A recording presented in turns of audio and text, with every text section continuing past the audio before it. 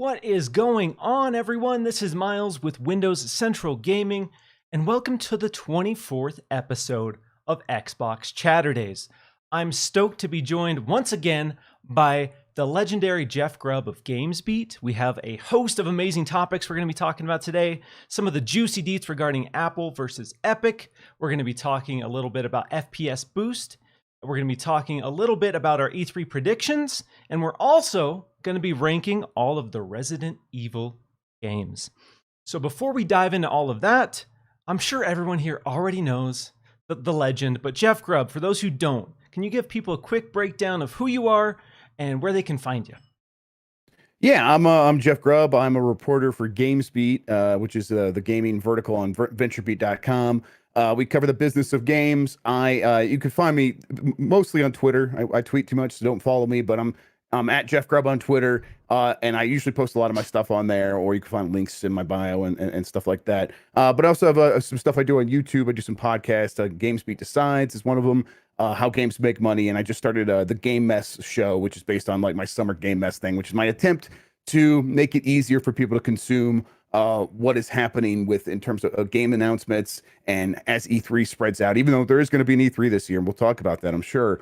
But even though there is that, some things are still like tending to like spread out a little bit more than usual, and people want an easy way to keep track of that, and a fun way to keep track of that, and that's what I try to do with Game Mess. And so I turned that into a show, and that's been a lot of fun. But yeah, again, Twitter's the best way to get a hold of me, and you can find a link to my Discord in there as well, which is another good way. So yeah. Beautiful.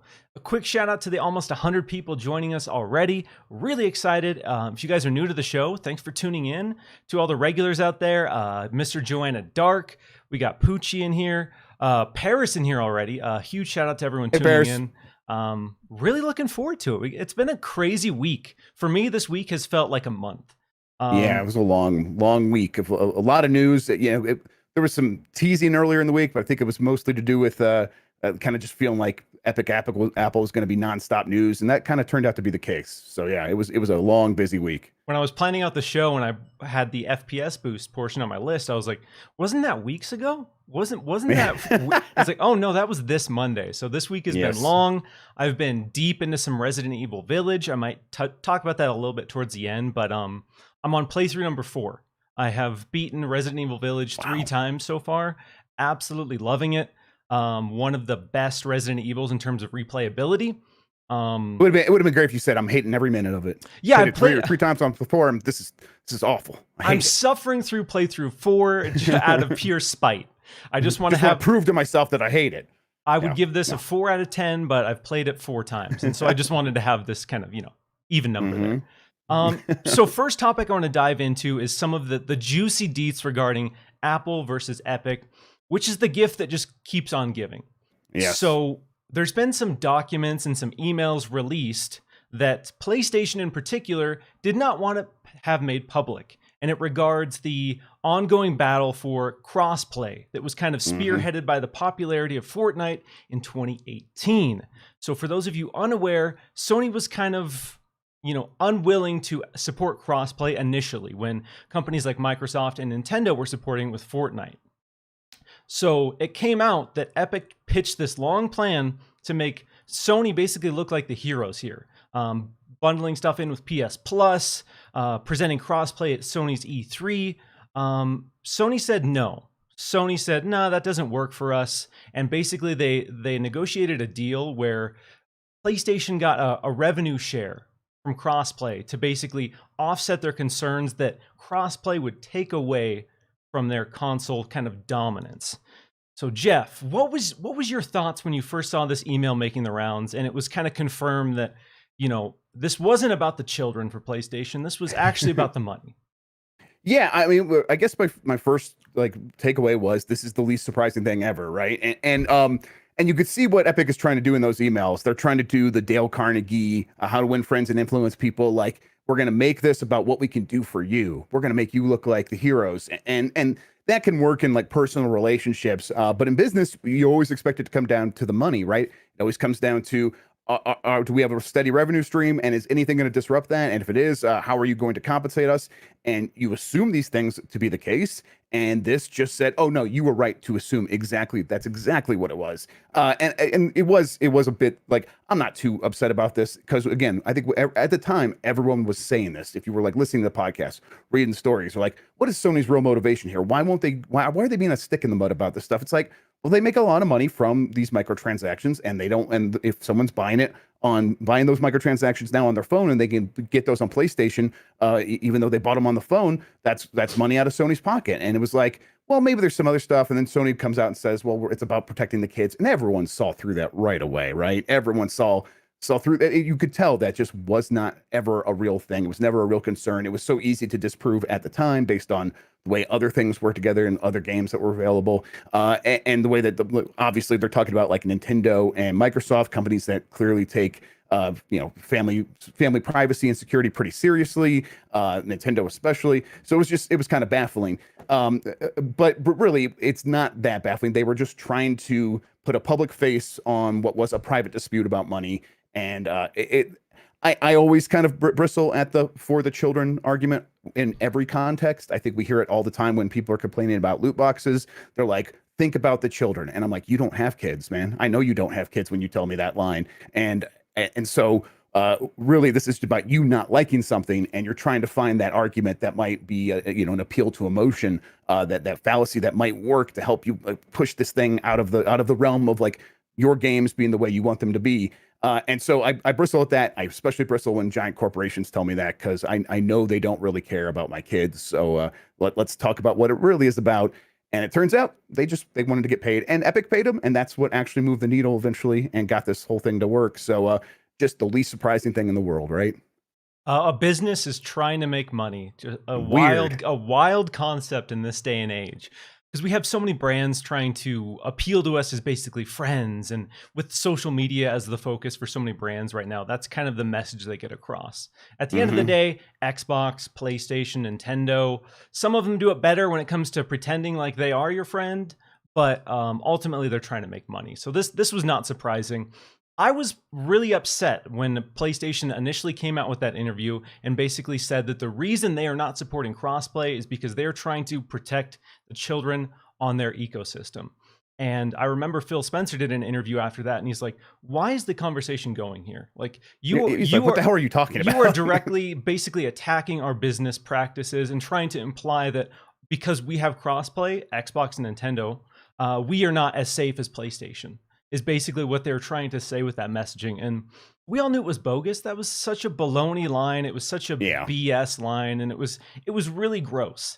I would have been way happier if PlayStation just came out and said, hey, we've looked at the logistics here. We're concerned we're not going to make as much money because our whole model has been built around getting your friends to buy a PlayStation. You have a PlayStation, you want your friends playing PlayStation, buy a PlayStation. And PlayStation's king of the hill at this time. And you're right, the investment that they make in giant first-party games that tend to make some money, but might like not be the best investments in the world when you're just like looking at them like profit and loss for this one project. Last of Us Part 2, a giant like critical success in some ways. Some people didn't like it, but whatever. But like it felt like a huge event, and so it feels like this is the game that makes the most money, right? It's like, no, this is a very, very, very expensive thing to make. It is treated as somewhat of a loss leader, where Sony puts these games out. They are the reason some people go out and get a PlayStation, and then when their friends say, "Hey, let's play a game together," and that game is on everything, those people tend to pick PlayStation, and we saw those in the numbers as well. 48% of, I think, Fortnite's revenue or player base, I can't remember exactly what the figure was, but it was like 48% was on PlayStation 4 and 28% was Xbox. And then the rest was like everything else kind of cutting up a very small piece of the pie. And so when you are that king of the hill and you are responsible for a huge piece of Epic's money, you do want to get paid. This is not that unlike Call of Duty was a big reason why people subscribed to Xbox Live Gold. And so it kind of worked backwards in that case, where Activision's like, give us a little bit of money from Xbox Live Gold. You are making money because we are putting out a game that people want to play. If we didn't put out this game, far fewer people would care about Xbox Live Gold. And Microsoft's like, Yeah, damn, that's right. Okay, here's some money. And so yeah, like if you are if you're swinging around and you're the biggest guy on the playground, you can kind of steal people's lunch money a little bit, and that's just kind of the way business works. And they, at a certain point, these companies have earned that by enabling other people to make money off their platforms. Yeah, it's PlayStation was in a great position, especially in 2018, and they probably from a logistics standpoint were looking at the business and said, "Hey, we have a huge percentage of people playing Fortnite exclusively on PlayStation. What is the incentive here for us to support crossplay?" And again, it's we're in this ecosystem where crossplay is more of a thing, more developers, more fans especially are pushing for it. But again, PlayStation fundamentally, their business has been about exclusives and getting you to buy a PlayStation console. And crossplay, unfortunately for their business model, it doesn't fit in well. It's a conflict of interest for them. So I get it. I just really wanted to point out the really gross line about protecting the children, because it's something that it just stuck with me. That I couldn't shake that line because it was so transparently false and so transparently projecting this idea that people buying consoles and in the space are just ignorant to how everything works. That was the Jim Ryan line, right? Was Jim Ryan the one that said that, or was that Sean Layden? I don't think it was either one of them. It was somebody else. I need to get that. If anyone in the chat knows the name, it was some other high ranking person from PlayStation, but not Jim Ryan. Okay, yeah, but it is in that that lineage of PlayStation just kind of saying things and clearly not thinking them through, or really caring about whether or not people believe them. They're just in this leadership position and they were taking advantage of that. And then they're like, well, can kind of say whatever we want because we're just over here having a real conversation about really getting paid. And that's the thing we actually care about. But yeah, I think this going forward, I think this might be, they might be a little bit more careful about this stuff, especially knowing that Tim Sweeney's still out there willing to get into public fights that lead to actual documentation being submitted, not just from Epic and not just from Apple, but from all their partners too, like Nintendo and Microsoft have had stuff exposed about them because Tim Sweeney wants to get into a big fight with somebody. And Unreal Engine's important and Fortnite is important, but man, if those things ever aren't important, I would be very worried about those companies dropping me like bad habit at a certain point. So, but Tim Sweeney doesn't care. No, that reading the emails is hilarious because it sounds like a bunch of just angsty teens in these like reading these emails and having them like dig on other brands, dig on like dumping on what was it, Xbox and Minecraft because of the way that they comparing it to HoloLens and how that was a big, what was the quote, like a shit show or something like that. Like seeing these high level people in these companies sending emails like this it's funny. Because, there's all these conspiracy theories about, the inner workings of big business and how everybody's evil and out to get each other. And you see stuff like this, and then it's like, oh, man, some of these people are kind of dicks.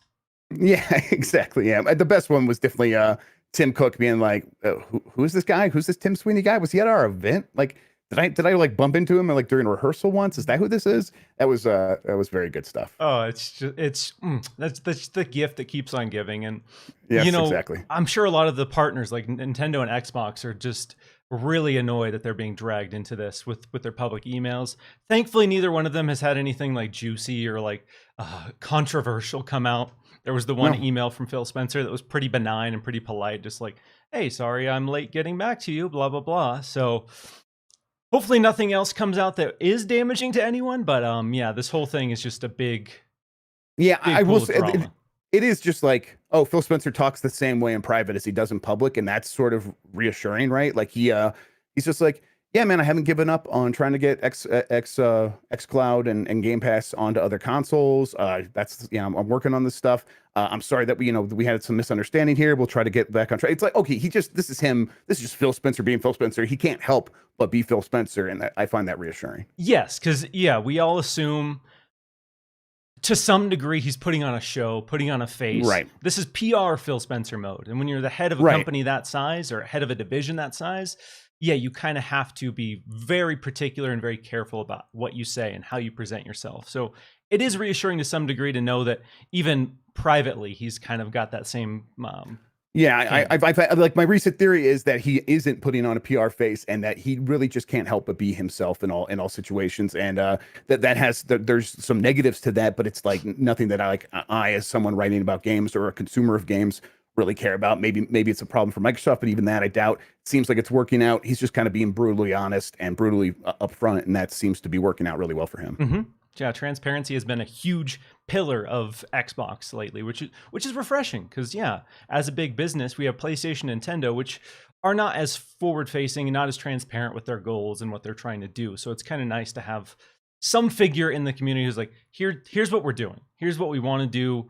Hopefully you guys are on board. Right. And this is what we're going to try to achieve moving forward. And it's kind of nice to have that. I mean, it's kind of I could compare it to like early access games. Like, here's our grand mission statement. We want you along for this ride. Here's everything that we're doing to try to get there. Hopefully you're going to buy it and support it. Yeah, exactly. Yes. Yeah, and it kind of has to be that way a little bit, but yeah, you're right. Yeah, obviously I'm not going to say that Xbox is a early access company, but that's just kind of the funny parallel I see with that. Yeah, but yeah, having that sort of same attitude. Yeah, that's working. And it's it is in comparison to Jim Ryan, and Jim Ryan makes Sony a lot of money. He makes them a lot of money. He runs the business very well. I think when he does make some gaffes or make some mistakes, he actually does a pretty good job of responding to them and fixing them. We've seen him do that pretty well. So, but he is, and I guess in chat they are saying it is him that said that the children protect the children line to Eurogamer. But it's like he is the kind of guy that will say that stuff as well. He will be like, I can dupe this reporter. It's about the kids. And meanwhile, he is probably pushing for them to get paid on the other side. So, it's just a stark comparison a little bit. Yeah, absolutely. All right, going to transition into the next topic for the show. But before we do that, I want to give a quick shout out to the 220 people hanging with us this morning. Really appreciate it. If you guys are digging the show, hit that like button, share it out. And I'm going to get to a couple super chats as well as we transition into FPS Boost here. People throwing out some support right away. I am going to take a note here that if your super chat is not fun, I'm not going to read it. So if it's mean to me, I don't mind. It's okay with me. I understand if you don't want to, Miles, but yeah, if it's mean to me, I don't mind. So a super chat from X Trash, lost to PlayStation. Jeff lied about Battlefield 6 reveal and Starfield 2021 date. Lines is like one way of putting it. I mean, first of all, Starfield is not, I never said it was coming out in 2021, but I think it'll get revealed this year still.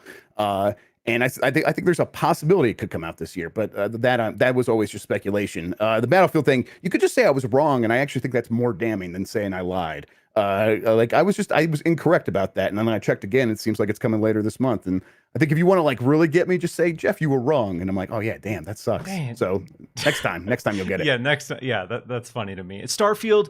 I know there were conversations, and the goal originally was to have Starfield launch this year. At this point, there's always a hope. COVID throws a wrench in everything, and there's people who try to downplay the logistics of COVID and how it affects game development and point to, well, this game came out, whatever the case may be. But realistically, it is delaying games. And Starfield. Yeah, I mean, and what's the toughest thing for a game like that? It's quality assurance. It's QA, and QA is probably still the thing that is the most affected by COVID. It's the thing that is maybe the hardest to do because you are trying to get nearly finished code of games in front of people. And in their home, are you going to let them run unsigned code in their home on machines? And how are you going to be able to secure that? That seems like a very challenging thing to do. Maybe get everyone up on Parsec, do something like that, but that requires a lot of people overseeing a lot of machines. It doubles the head count for doing these sorts of things. It's a challenging thing. I think that's what's actually Nintendo's biggest problem is that I think they're only QAing one game at a time, and that's why games are getting into a line, and we're hearing games are done at Nintendo, and yet they're not coming out. Well, I think they're QAing these things one at a time. And not that QA doesn't run along the whole process, but that final QA, that final push that they really work on, I think that's causing a big problem for all these companies. Yeah, and Nintendo, not to say that other companies don't care as much as Nintendo, but QA is such an important pillar of a release for a Nintendo game. Right. Yes, absolutely. And they're also very locked down security wise. And they're also a Japanese company, which means they don't do stuff in the cloud very often, or they hadn't in the past. And they have to sort of shift that stuff now. Mm-hmm. Yep. Super chat from Blast the Bass. What's up, Xbox 2? Which console will Grubb lick next? I got an Atari VCS right here. Let's do it. Let's go VCS lick live. Yeah, the new one, the $400 one. It's I'm gonna do a review pretty soon. The powerhouse. There we go. All right, you're welcome. That's beautiful. That's why the people are here, for that sensual Jeff Grubb content. Yep, that's the good stuff right there. Get my OnlyFans, everybody. Super chat from the Xbox Murder. Appreciate the support, but I'm not going to read it. Thank you. Poochie, Psychonauts 2 shadow drop at E3 or what?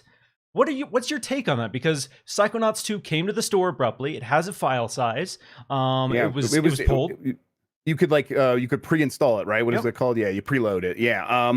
To me, that sounds like, yeah, something along those lines. I think that'd be a great way to do, a great thing to do for that game. I think that people get real excited about all the real big games coming this holiday. Psychonauts 2 fits somewhere in the middle. It's got its fans, but it's not the kind of thing that people are talking about like Halo or Starfield. But when people are looking forward to Halo and Starfield, they'll get excited. They'll be like, man, I just watched this really great presentation from Xbox/Bethesda, and now I just want to go play some games. Oh, this game dropped today on Game Pass. I can go turn my Xbox and start playing it. I think that would be just it's a good, smart, strategic move if it's ready to go. And maybe it is. It seems, if they're doing that sort of thing, like putting it on the store and setting it up for preloading, that says to me maybe it is, but maybe I don't fully understand the process. Maybe they were just testing stuff. So I don't know, but I think it would be a great idea. People love shadow drops. I love shadow drops. Yes. I remember even at E3, I forget the year, but it was Dead Rising 3, the year following that release. They shadow dropped that really dumb, like 4-player, like arcade Capcom-inspired mode for Dead Rising 3. And even something as small as that, like, you get excited. You get that energy. They show it off. You're like, oh, this looks neat. And then they're like, it's available right now. And there's just that kind of desire to go play it, go download it right then and there. And it's Psychonauts 2. Yeah, you want something new right that moment. And yeah, that's a great way to like feed that beast. Yeah. Because Psychonauts 1, cult classic. People love it. It didn't really sell well, though. It's one of those games that came out, flew way under the radar. People talk about it in reverence a lot because it is a great game, was really innovative, but there was a reason it took so long to get a sequel to that game. Yeah. Mr. Joanna Dark, super chat hype. What's up to the best hair in gaming? Jeff Grubb. Enjoy your content and your sarcasm on Twitter. Also, what's up to the homie Miles? Appreciate you, Mr. Joanna Dark. Thank you. JP Dunks 4 with super chat. Do you think when Sony pays for exclusive content, they may also stipulate no crossplay? Avengers as an example, to force friends to buy the PS5 version. I bet that stipulation is definitely has been in those contracts for quite some time, and or at least there's a stipulation that says you need to come talk to us if you plan to do something like that, because we're giving you money, and so we're going to get some say on all this stuff, especially when it comes to how the PlayStation version interacts with other versions. Lawyers wouldn't be doing their job if they didn't think about this stuff, if they didn't put it in there, if they didn't make sure that if Sony wants to get money from that transaction, that Sony has the legal the force of the law to get that money if they want it. And so I think it's very likely that stuff is in there. And I think it's the kind of thing where, this is something that Jim Ryan can choose to pick and choose when to abide by the stuff, because, they're the ones paying the money. They're the ones that get to decide when they enforce this stuff. And so if they find a game that would be beneficial to just add crossplay without them having to like get money, they'll be like, yeah, go ahead and do it. But they're the ones that are going to want to have that say. I definitely think that that's probably in those contracts from years ago, and maybe in the future that stuff will be less likely to be in there or to be more negotiated or negotiable. But right now, I would imagine that most lawyers are including that when they're setting up these contracts. Yeah, I absolutely agree, especially after we've seen with the Apple and Epic stuff. It's Sony is historically has been invested in making sure you're playing on their platform. And so whatever contract, if they're paying for the marketing rights, they want to make sure that you're buying this on a PlayStation. And crossplay, again, for them, disincentivizes you to buy the PlayStation version. So I could imagine if they're throwing money at this project to market it, they want some sort of exclusive rights, that they're going to factor in something to that effect that makes sure PlayStation is getting the most copies sold for this particular release. Tim Chimney super chat. Hey Miles and Jeff, I'm a huge Marvel fan and I'm quite jealous of Sony and Spider-Man. Is there any chance of a Marvel game for Xbox in the same vein? I bet that those conversations are always happening. I bet that there's a chance. I think the rumor right now that I can't confirm, so don't go write a news story. is that Disney's having conversations with a bunch of people for Star Wars stuff, and I'm wondering if Microsoft wants to get in line for Star Wars before Marvel. I think there are some Marvel characters that we know do sell as games. Spider-Man's clearly one of them, but I think the proof beyond that is a little bit more hesitant, and so and these conversations take a long time. These negotiations take a long time. I mean, Star Wars, definitely Lucasfilm Limited is very well known for wanting to get everyone involved, all the story group and stuff like that. The Marvel side's probably pretty similar.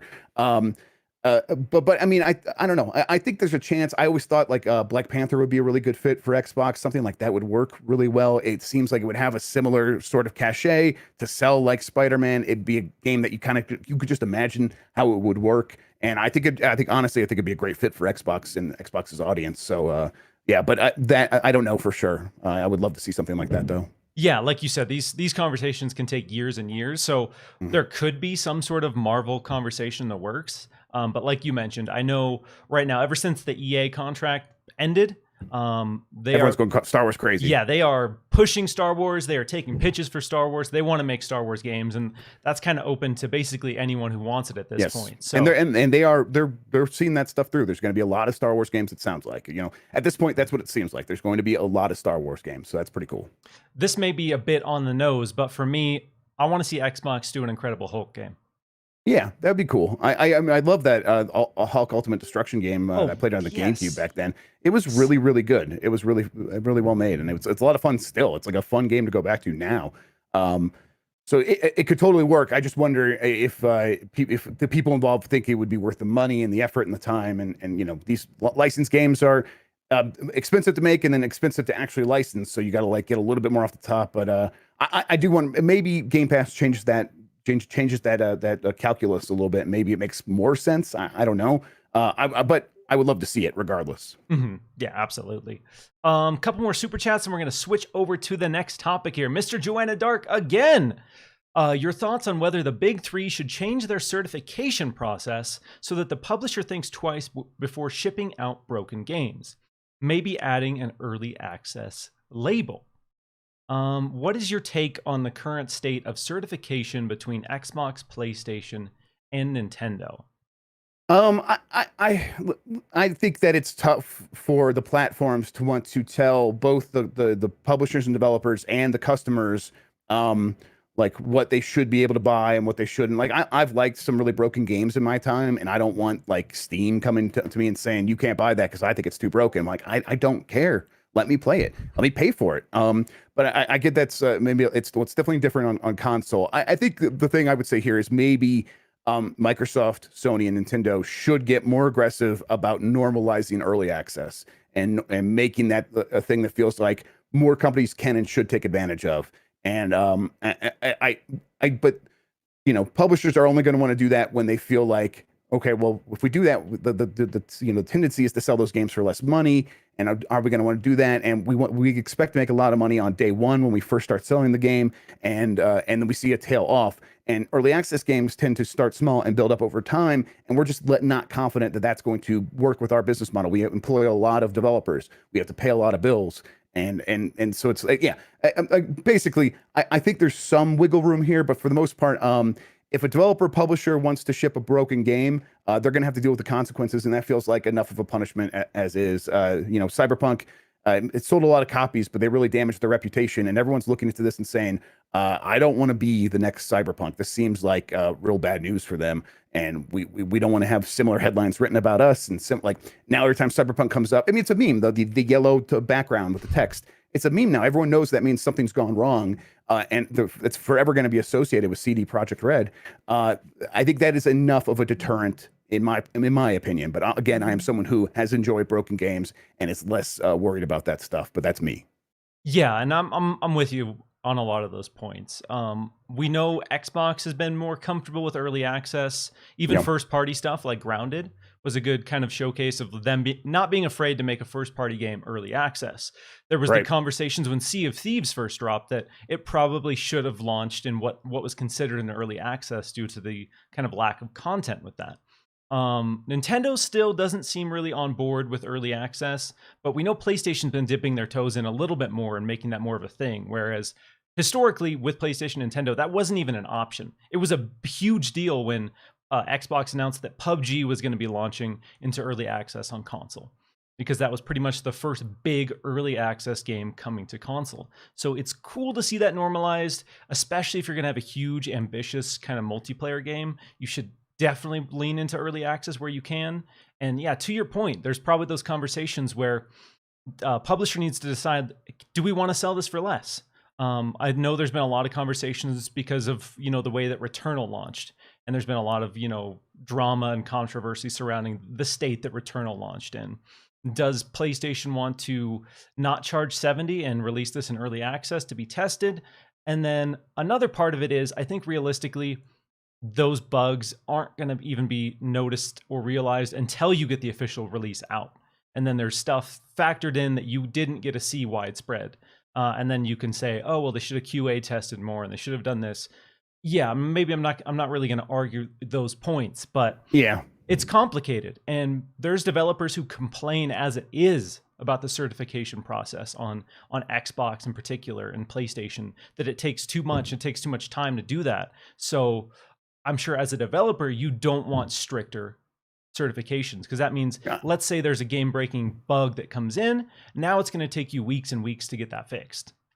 Yeah, and I think the real answer here is a robust return policy, is an easy return system, and as long as you are able to return a game that you found too broken for you to enjoy, then this isn't really a real issue. And I guess the problem is like, if something does break it later on, maybe you want to be able to get some money back, and we could talk about that. But for the most part, like Returnal is causing you to lose runs because it's bugging out and crashing. Hopefully that happens in the first 2 hours, but I guess PlayStation doesn't even have that like thing, because they don't have like a real return policy. So it's like you're a little bit out of luck there, and that's the actual real issue there, is that you should be able to feel good about purchasing games, because if it's broken, you can return it. That is the way this thing should actually work, and then that's the real punishment for developers and publishers. But of course, we don't have that, so I appreciate what you're saying here about certification policy. Yeah, no, that would be a great point. If there was an easier method for returning digital games across all platforms, yeah, the incentive to release a game in a buggy state would be a lot lower, because you're going to have people saying, I don't want to play this, it's too much of a headache, I'm returning it. And if the storefront's like, okay, here's your money back, and then they bill back that publisher, the publisher's not going to want to deal with that. Right. So there's going to be way more of an incentive for them to make sure that the game works, because as it stands, publishers are like, the game's out, sorry, we're going to fix it when we can. We have your money, and you're just going to have to wait for us to fix a bug. And so the storefront says, hey, they're working on it. PlayStation or Xbox or whoever says they're working on a fix, so this is coming. Sorry. And you as the consumer just have to unfortunately deal with it as it currently stands. Mm-hmm. Yeah. Quick shout out to the 280 people joining us right now. Appreciate y'all. If you're digging the show, like it out, share it out. Let's pump this up to 5,000 viewers. Yeah, give that thumbs up, everybody. Okay, I'm going to butcher this name, and I really apologize. Pier Maurizio Francesconi with the super chat. Beautiful. Do you think there will be the possibility to turn off crossplay with PC games on Halo Infinite? I hate that I can't on Warzone. I think there probably will be. I think Microsoft may be a little bit more sensitive to that for Halo than Activision would be for Call of Duty, especially a free-to-play Call of Duty. I know the Halo multiplayer won't be free-to-play as well, but I do think they're going to be pretty sensitive to that and to the console player base, and understand that a lot of people aren't going to want to feel like they are at a huge disadvantage. But we'll see. We'll see. I think there will be. Yeah, I totally agree. I mean, we can use Sea of Thieves as an example for this. In Sea of Thieves, it's not necessarily platform specific, but you can filter whether or not you want to play with people using mouse and keyboard.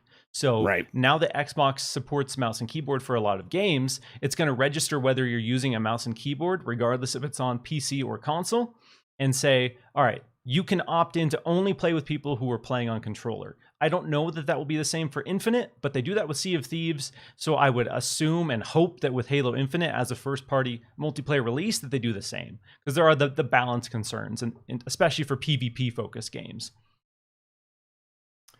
All right, one more super chat from King 2002. Psychonauts dropping the same day on their presentation would be big for them. Same thing happened with Grounded last year. It came out the same week. Yeah, I think it'd be great. There was a really quick turnaround from when Grounded was announced to when Grounded could play it, and I especially was really excited about that because I saw that world and I saw that unique art style, and I was like, I want to play this. I really want to play this. And then, yeah, very shortly after I saw that, I could play it. And I'm one of those people who's done pretty much everything you can do in Grounded early access, so I'm hungry. I'm ready for that 1.0, but yeah, it's still really cool to have that kind of quick turnaround, and especially for those games with smaller teams. Grounded being developed by 14 people. Psychonauts 2 probably isn't going to, be The Last of Us 2 or whatever banger you want to compare that to, but it's still going to have an important place, and people are going to be excited about it, especially with the Shadow drop. Yeah, I agree. All right, let's transition into FPS Boost. So earlier this week, Xbox came out of the gate and they announced that they would be adding 74 games to the FPS Boost list, bringing that up to nearly 100. I had seen some teases from Tom Warren, and I had some people kind of messaging me and DMing me with the list of what games might be showcased there. Mm-hmm. So we all kind of knew it was coming. Started as 50 plus, started hearing it was 70, and then the final list was 74 games. So when you saw this list, were there any games to you that stood out that you said, I'm going to go back and replay this with FPS Boost? A little bit. I was like, okay, at a certain point, it's like, oh, this is almost everything, right? Or it's not really, but it just feels like so many games. It's like, man, I'm just going to turn on my Xbox and then just assume that a lot of these games are going to be FPS boosted. And so at a certain point, I stopped looking at specifics on the list and just okay, I'm just going to go experiment and see what games look like. But there's like Far Cry 5. I think I played that on Xbox originally at 30 frames per second, and getting that boosted was like, okay, that's pretty cool. Because I remember all those games were they're okay, they're fine experiences at 30 frames per second, but I always really wish that they were 60 frames per second. So getting that option, it's like, okay, this is way better. And so it's just stuff along those lines. It's like stuff I remember playing at 30 frames to be like, okay, I want to go back and actually enjoy the smooth frame rate. And I'm really just happy that for other people who are maybe kind of playing around a little bit more with their Xbox this generation than they did last generation, and looking back at these games and saying a lot of this stuff's pretty cheap or on Game Pass, and I can kind of just go back and play these games finally. And not only am I going to be able to just play them and experience them at a pretty low price, but this is almost one of the best ways you can play them, and especially in cases where they're running at 120 frames per second. And that's a really cool thing, especially early in the generation. But it's going to continue to be cool as more people get consoles for the first time. You got to we always think about ourselves and older gamers and stuff like that, but there are going to be pretty young people, kids and teenagers who are getting into gaming, get their first console, and having a really robust way to go back and play old games in a really in a way that it meets their standards, because they're going to be used to smooth frame rates, especially with this new generation of consoles. It's fantastic, and it's really good for gaming overall. And I'm so excited by this stuff. It's such a good technology. I'm so glad that Microsoft invested in this stuff, and I think it's going to continue paying off for them for quite some time. I agree. To your point, when let's say a sequel for a game is coming out, you want to go back and revisit those older games. Yeah. Someone like me who's just a dirty console heathen, I have a capable gaming PC. I could play on my gaming PC, but I want the convenience. I just want to play on my console just because. Mm-hmm. Mostly I work all day on a computer. So to work all day and then play a game on my computer is just, it's tough. There's no disconnect. So it's for me, I need that, even if it's just literally pushing a button right here to my left. My console's right next to my computer, but it's still nice to have that disconnect. And so to have the option to go back and replay these games and have it, play better than you remember. Because for a long time, I didn't really have complaints about 30 FPS. It's just what we dealt with. It was the reality. Mm-hmm. Most games were 30 FPS. So when I was playing those, it didn't take away from the experience. I still loved it.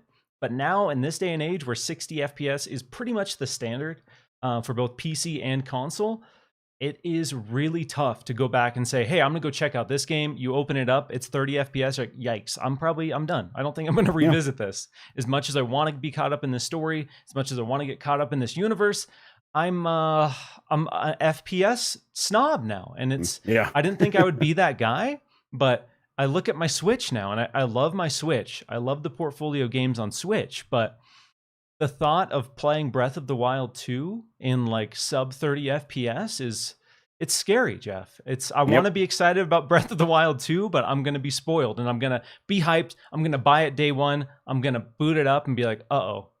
Yep, definitely. And you're like, oh, that's why that Switch Pro is right there. I get it now. Yeah. DLSS. I was supposed to spend even more money. Yeah, exactly. It's pretty cool. It's pretty awesome. And it works on the Xbox Series S really well as well. That's such a affordable way to get into awesome gaming and to have so much at your fingertips. And that, now that the free to play is actually free to play, that's awesome. But even then, when you do go get Game Pass or Game Pass Ultimate, having this huge selection of stuff and seeing it run at what is a really high frame rate, in some case, in a lot of cases, 60 frames per second, in a few cases, 120 frames per second. That's really impressive stuff, and it feels like such a bargain that I'm just gonna continue to be really impressed by that little console. Were there any games on this list that you wanted to see that didn't make it? I know 74 is a lot and almost 100 is a lot, but and I don't want to sound spoiled, but for me there were a few games that were glaring omissions. No, I haven't really thought about it. So what are the games that are missing for you? The games that are missing for me, and I think this is going to come down to the publisher for my number one pick, Dark Souls 3. I'm a big FromSoft simp, or however you want to spin that. But Dark Souls 3, in my opinion, is the best Dark Souls game. And it is the only Dark Souls game on Xbox specifically that is not 60 FPS. It's like 700p or 900p 30 FPS cap. And yeah, it's rough. It hurts. It hurts my heart. I bought Dark Souls 3 again on PC just so I could get that 60 FPS experience. I want to go back. I want to revisit Dark Souls 3 on Xbox. I just can't. I just can't do it. And I have to imagine at this point that either Bandai doesn't want that to happen, or that Bandai is working on some sort of remastered Ashen probably a edition. remaster, right? That's what it sounds like, right? Yeah. And I'm the idiot who will buy it. I'll buy the Dark Souls 3 remaster, and I'll sit here and complain about it not having FPS boost and not getting any sort of next gen update from Bandai. And then I'll be part of the problem, and I'll buy that remaster. So I'll say it now. I'm not a hypocrite. I understand how stupid I am. But, and it's a good way for these companies to make a lot of money. So you always kind of knew that there was going to be some holdouts because of that. So yeah, I won't be surprised when that's what happens. Because Xbox has come out politely and basically said, depending on the engine, we can pretty much do this with any game, but we are not going to do this without the consent of our publishing partners. Basically, not throwing the blame at the publishers per se, but basically saying, we have the ability to do it, but we don't want to piss off the publisher if they're working on a remaster or an upgrade or whatever the case might be. Yeah, I guess have they done the FPS boost with any Xbox 360 games yet, or Xbox original? No. So the conversation right now is they are testing that and trying to figure it out. Right. They really haven't confirmed whether or not it's going to be possible with Xbox 360 games. Right. Yeah, because it's an older API. It would probably be. It's not quite as simple as like, oh, this is the API we were using last gen, and we fully understand how to flip that switch.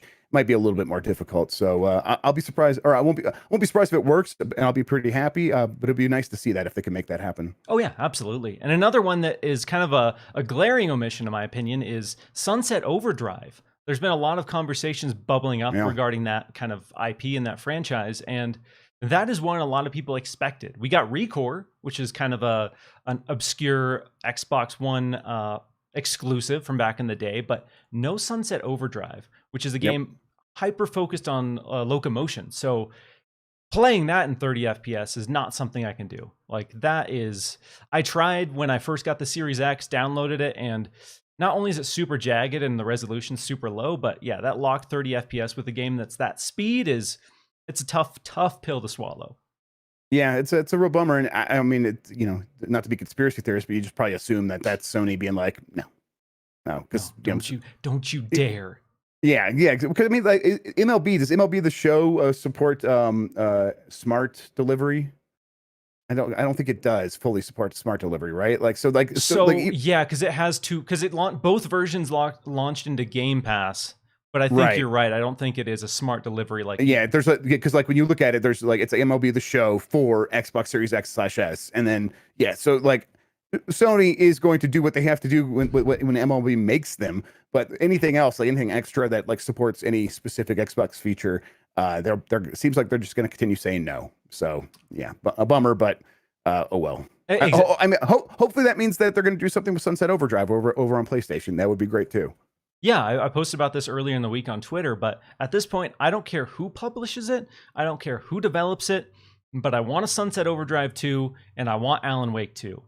I'm glad that Xbox at least relinquished those IP and didn't just hoard them and say, we own these, we publish these. We have no plans to make a game, but we are going to just sit on these. Sorry. Yeah, it's a surprising move that we've seen not frequently, but a number of times now, because Square Enix did the same thing when they got rid of IO. They're like, yeah, you can have the Hitman franchise, the Hitman IP. It's like surprising that these companies are willing to do that, but it's the right move because it's the best thing for those companies to enable to still have those properties so they can continue making money and making games. So yeah, that's nice to see. Yeah, we have for every Konami of the world, there are some people who at least understand that if they have no interest, they should allow somebody else to develop a game. Exactly, yes. Quick shout out to the 300 people hanging with us today. Really appreciate it. Again, if you're new to the show, if this is your first time, drop a comment, subscribe, all that good stuff. But I really appreciate all you hanging out with us on this fine Saturday morning. Jay Corden 726 with the super chat says, "Hi, legends of the hair industry. Any word on when Bright Memory, Scorn, and the Crossfire games are releasing? Love the look of Open Country too." Do you have any kind of window for? I know Scorn is coming out this year. We know Crossfire is coming out this year. We know Bright Memory is coming out sometime this year, but the dates are pretty much up in the air, it seems like. Yeah, I wonder if these are the kinds of things that are like, well, we need stuff to fill in the gaps at E3, and all these things we've talked about before. We'll do some quick hits with them at that point, and I wouldn't be surprised if that's how it goes. And Microsoft always does things during E3 where they're like, we're gonna have meetings with the press about stuff, and we're gonna talk about you because they know they can like get us in to talk about specific games that we normally wouldn't even want to like take meetings about. And just because we're very busy, and this would be a good chance for them to do that and be like, hey, come talk to us about Halo, but also here's a meeting about Bright Memory. Do you want to talk about that too? And it's like, okay, yeah, sure. And so they might be holding a lot of information about these games and their specific release dates until that time. I would probably expect to hear about all 3 games at E3. Yeah, I think that's a safe bet at this point. There was speculation that maybe earlier this year, one or two of those would kind of sneak in because Scorn in particular was supposed to launch kind of late last year, more or less near the Xbox Series X, but that got delayed. So yeah, at this Crossfire got delayed too, right? So it's like, yeah, it was in a similar situation. Yeah, also kind of poised to launch alongside the Series X as well. But yeah, I think at this point, probably E3 kind of invigorate the hype and excitement, show some new sizzle reels for those, and then kind of say coming this fall or coming this summer. And I imagine one of them will be a quick turnaround if it is shown at E3, because they don't want all of those more or less, I guess, exclusives, if you will, on Xbox to drop at the same time, because it's just kind of right. They're smaller in scale outside of CrossfireX, I guess, because Remedy's doing the campaign, but it would kind of cannibalize themselves if they all dropped in fall alongside Halo Infinite and every other massive game that comes out. Mr. Joanna Dark with the super chat. If you had to choose one horror franchise to return, if you had to choose one horror franchise to return, which 2 would you choose?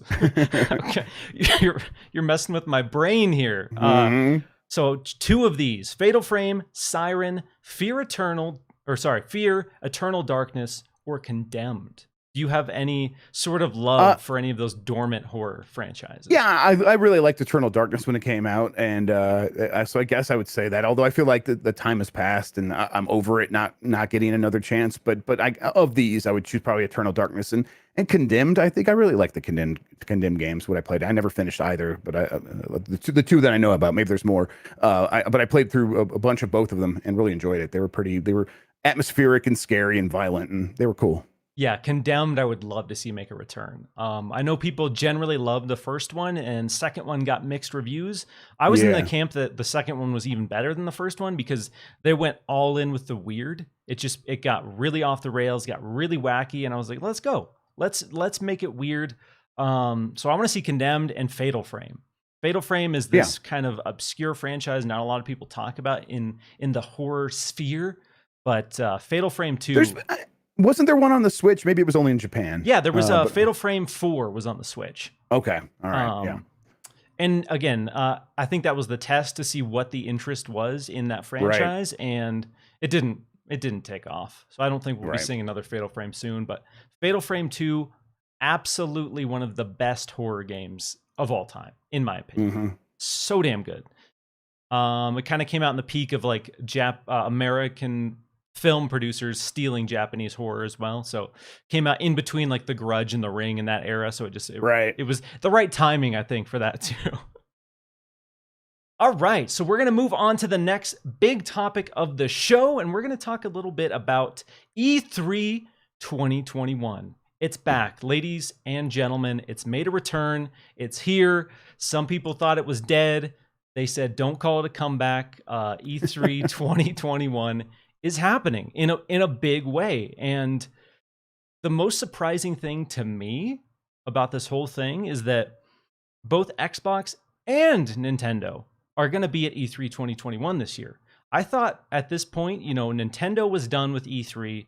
I thought Xbox as well was going to potentially do their own showcase this year as well, just with, their focus on video conferences and the ease that they've been able to kind of produce those. Yeah. So the fact that they were both there, to me, was really shocking. And then we've seen a huge list of other people kind of confirm it. So the Christmas for gamers is making a comeback. So I want to break this up into two different sections. First section that I'm going to ask you about is what you expect from the big three at E3 this year. Realistic, what is your kind of your boring safe takes on what you expect from E3?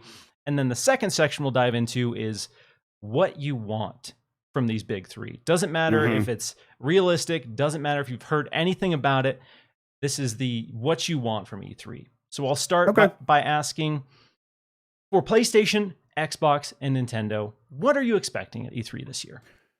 Yeah, we kind of have a pretty good idea because a lot of these companies have announced a lot of games that they haven't released, and they've been in that situation in some cases, like with Nintendo for years, and even with PlayStation, Xbox, they spent a lot of time in the last year in the lead up to the next gen consoles, saying here are the games you could expect, and so we know a lot about them. So if we get updates on those games, that'll be as expected. I don't think we'll get updates on all of them. I guess so. To start with Nintendo. I expect to hear about Breath of the Wild 2. I expect to hear a lot about Zelda's anniversary, Zelda re-releases that go beyond Skyward Sword HD remaster, whatever it is. I think it'd be a lot about Zelda. I do think we'll probably get that 2D Metroid game from I can never remember the name of the studio, but the one that did the 3DS one.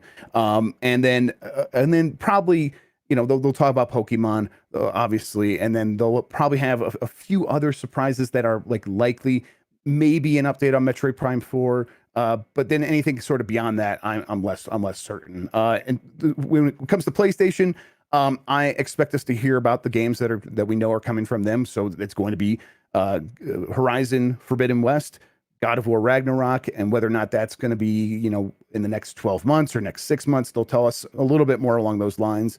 They'll probably just end with a 2022 at the end of that trailer, I would guess. And then Final Fantasy 16, I expect them to kind of be hyping up a lot of their partnership with Square Enix about Final Fantasy 16, and then maybe Final Fantasy 7 Part 2. Square Enix also is part of the showcase, so maybe that stuff will will bleed over there instead. And of course, this is, PlayStation's not actually part of this. They if they do an E3 thing, it'll be like after E3 because they got Ratchet on June 11th. But I do expect them to have something around that time. So maybe Square Enix is where we hear about the Final Fantasy stuff, and that's about PlayStation. So I guess I would count that in what I'm talking about here. And then for Xbox, it's kind of the stuff I've been saying for a while. Like obviously we'll hear about Halo. I think we'll probably hear about Forza Horizon 5, which I still think is coming before Motorsport probably this year. And then I do think that we'll probably get something about Starfield, and they'll give us some idea. They'll give us release timing for that. They're not going to just be like Starfield still exists and then like leave us hanging. I imagine they'll, and if it's coming this year, that would be great. I don't know about that. I'm really uncertain about that. But I do think they'll probably tell us if it's coming by like next spring or something like that. And that's kind of what I expect. So should I hop into like what I want now, like what I'm crazy about? Yeah, let's do it. Let's go straight into what you want. If PlayStation, Nintendo, and Xbox came out and said, this is the E3 for Jeff Grubb, what are they showing? Yeah, okay. All right. So let's start. Nintendo, yeah, definitely Metroid Prime 4, obviously. But then I also want them to, Advance Wars. That would be great. Bring back Advance Wars. It's one of my favorite franchises. I would like them to come out and say that they figured out what to do with F-Zero. And Miyamoto saying I'm actually gonna finish that Pikmin game and release Pikmin. I'm a huge Pikmin fan. And then also like maybe the last Smash Bros character could be something like Master Chief in Smash Brothers. I think that'd be really cool. I think that'd be a good way to like, yeah, just actually like deliver that finally and like make that like a big thing. It seems very unlikely, but that of course that's what we're doing here. Yeah. So then PlayStation, it's an obscure old game called Flipnik, but they published it, and it's basically like a pinball game, a video pinball game. But there was a small side mode in that called Triple Flip or Triple Paddle or something like that. And it's basically Pong with like 3 paddles, but it was super addictive, and I love that game. And I wish they would just bring back Flipnik, or turn Triple Paddle into its own free-to-play game on the PlayStation Plus or whatever. That would be fantastic. They're never going to do this. They don't care about those kinds of old games, but whatever. That's what I want. And then I wanted to like go wild with like make a Quad A Blasto game. Captain Blasto, that PlayStation, that like bad platforming game. It's not good, but there's something about the look of it to me that has always stuck with me, and I would just love to see them like just like reclaim that and make another Blasto game. That would be fantastic. I guess honestly, announcing a release date for Final Fantasy VII Remake 2 would also be pretty out there, but that'd be nice to see. And then for Xbox, a banjo game, a real banjo platformer game, or even Nuts and Bolts too. They won't do that one, but I would like that. But a new banjo platformer would be fantastic. I don't think they're going to do it. I think having like release dates for Perfect Dark and stuff, that would Avowed, showing gameplay from Avowed or Perfect Dark or anything like that, that would be kind of wild to me. I don't expect that. If they had anything like that, that would blow me away. And then yeah, I don't know. Maybe actually getting that GoldenEye game launched, that would be really cool too. Maybe that's actually more realistic, but to me that still seems out there. Like actually getting Nintendo to agree to let them release the GoldenEye game officially on Game Pass, that would be fantastic. I feel like there's gonna be stuff that occurs to me as soon as I get done with the podcast, but that's what comes to mind right now when I think about what I want from E3, and that would be a great E3. Yeah, that would be Blasto would be. That I had completely forgotten about that IP until you mentioned it, but I have fond memories of getting PS1, and that was like one of 3 games I had. It was like Blasto, Jersey Devil, and then Crash Bandicoot 2 were like my holy trinity for the first year I had a PlayStation. Yeah, those games are like, they're really distinctive, and Blasto especially, just something about that look. I really like it. Yeah, that would be a fire. That would set the internet on fire. People talking about, Silent Hills getting rebooted on PlayStation. Nah. Blasto making a comeback as a Quad A exclusive for PlayStation. Now that's how you move PS5s, Jim. Exactly. That's what you come talk to us. We'll tell you how to do your job. Come on. Yeah. All right. You got to shift the approach here. Ape Escape, Blasto. Let's go. Yeah. Quad A. Yeah, man. It just then when you put it like that, it's like, oh wait, they're never going to do anything like that. They're Eh, never gonna, anything involving Ape Escape. Like, no, they're over that stuff. So, oh well. it hurts. Yeah. Yeah. So I guess kind of my realistic expectations for all three, unfortunately, kind of stem from this idea that we know what most of them are working on at this point. They've kind of Yeah. shown a lot of their cards in terms of these are the games we have on the horizon. Xbox, especially, I'm not expecting too much. I'm hoping beyond a hope that we at least see just some sort of slice of Hellblade 2 gameplay for Xbox. Yeah. People were expecting at the game showcase. They came on and said, "Hey, we're working on Hellblade. Here's some gorgeous scenery that we're taking pictures of right now." And people were like, "Oh, okay." Right. That's That seems like the kind of thing that is in the realm of possibility. Seems like something that if they have it ready, they will show it. Yeah. Because it's the kind of game that people care about, and it could be a visual showcase. So yeah, I'm right there with you on that one. I'm expecting something from Hellblade 2. Right. We will get a new trailer guaranteed. I am Right. hoping that it is hey, this is Hellblade 2 running on Unreal 5 on the Xbox Series X. That's what I want to see as like a showcase for the game, Unreal 5, and the future of kind of Xbox Series X hardware.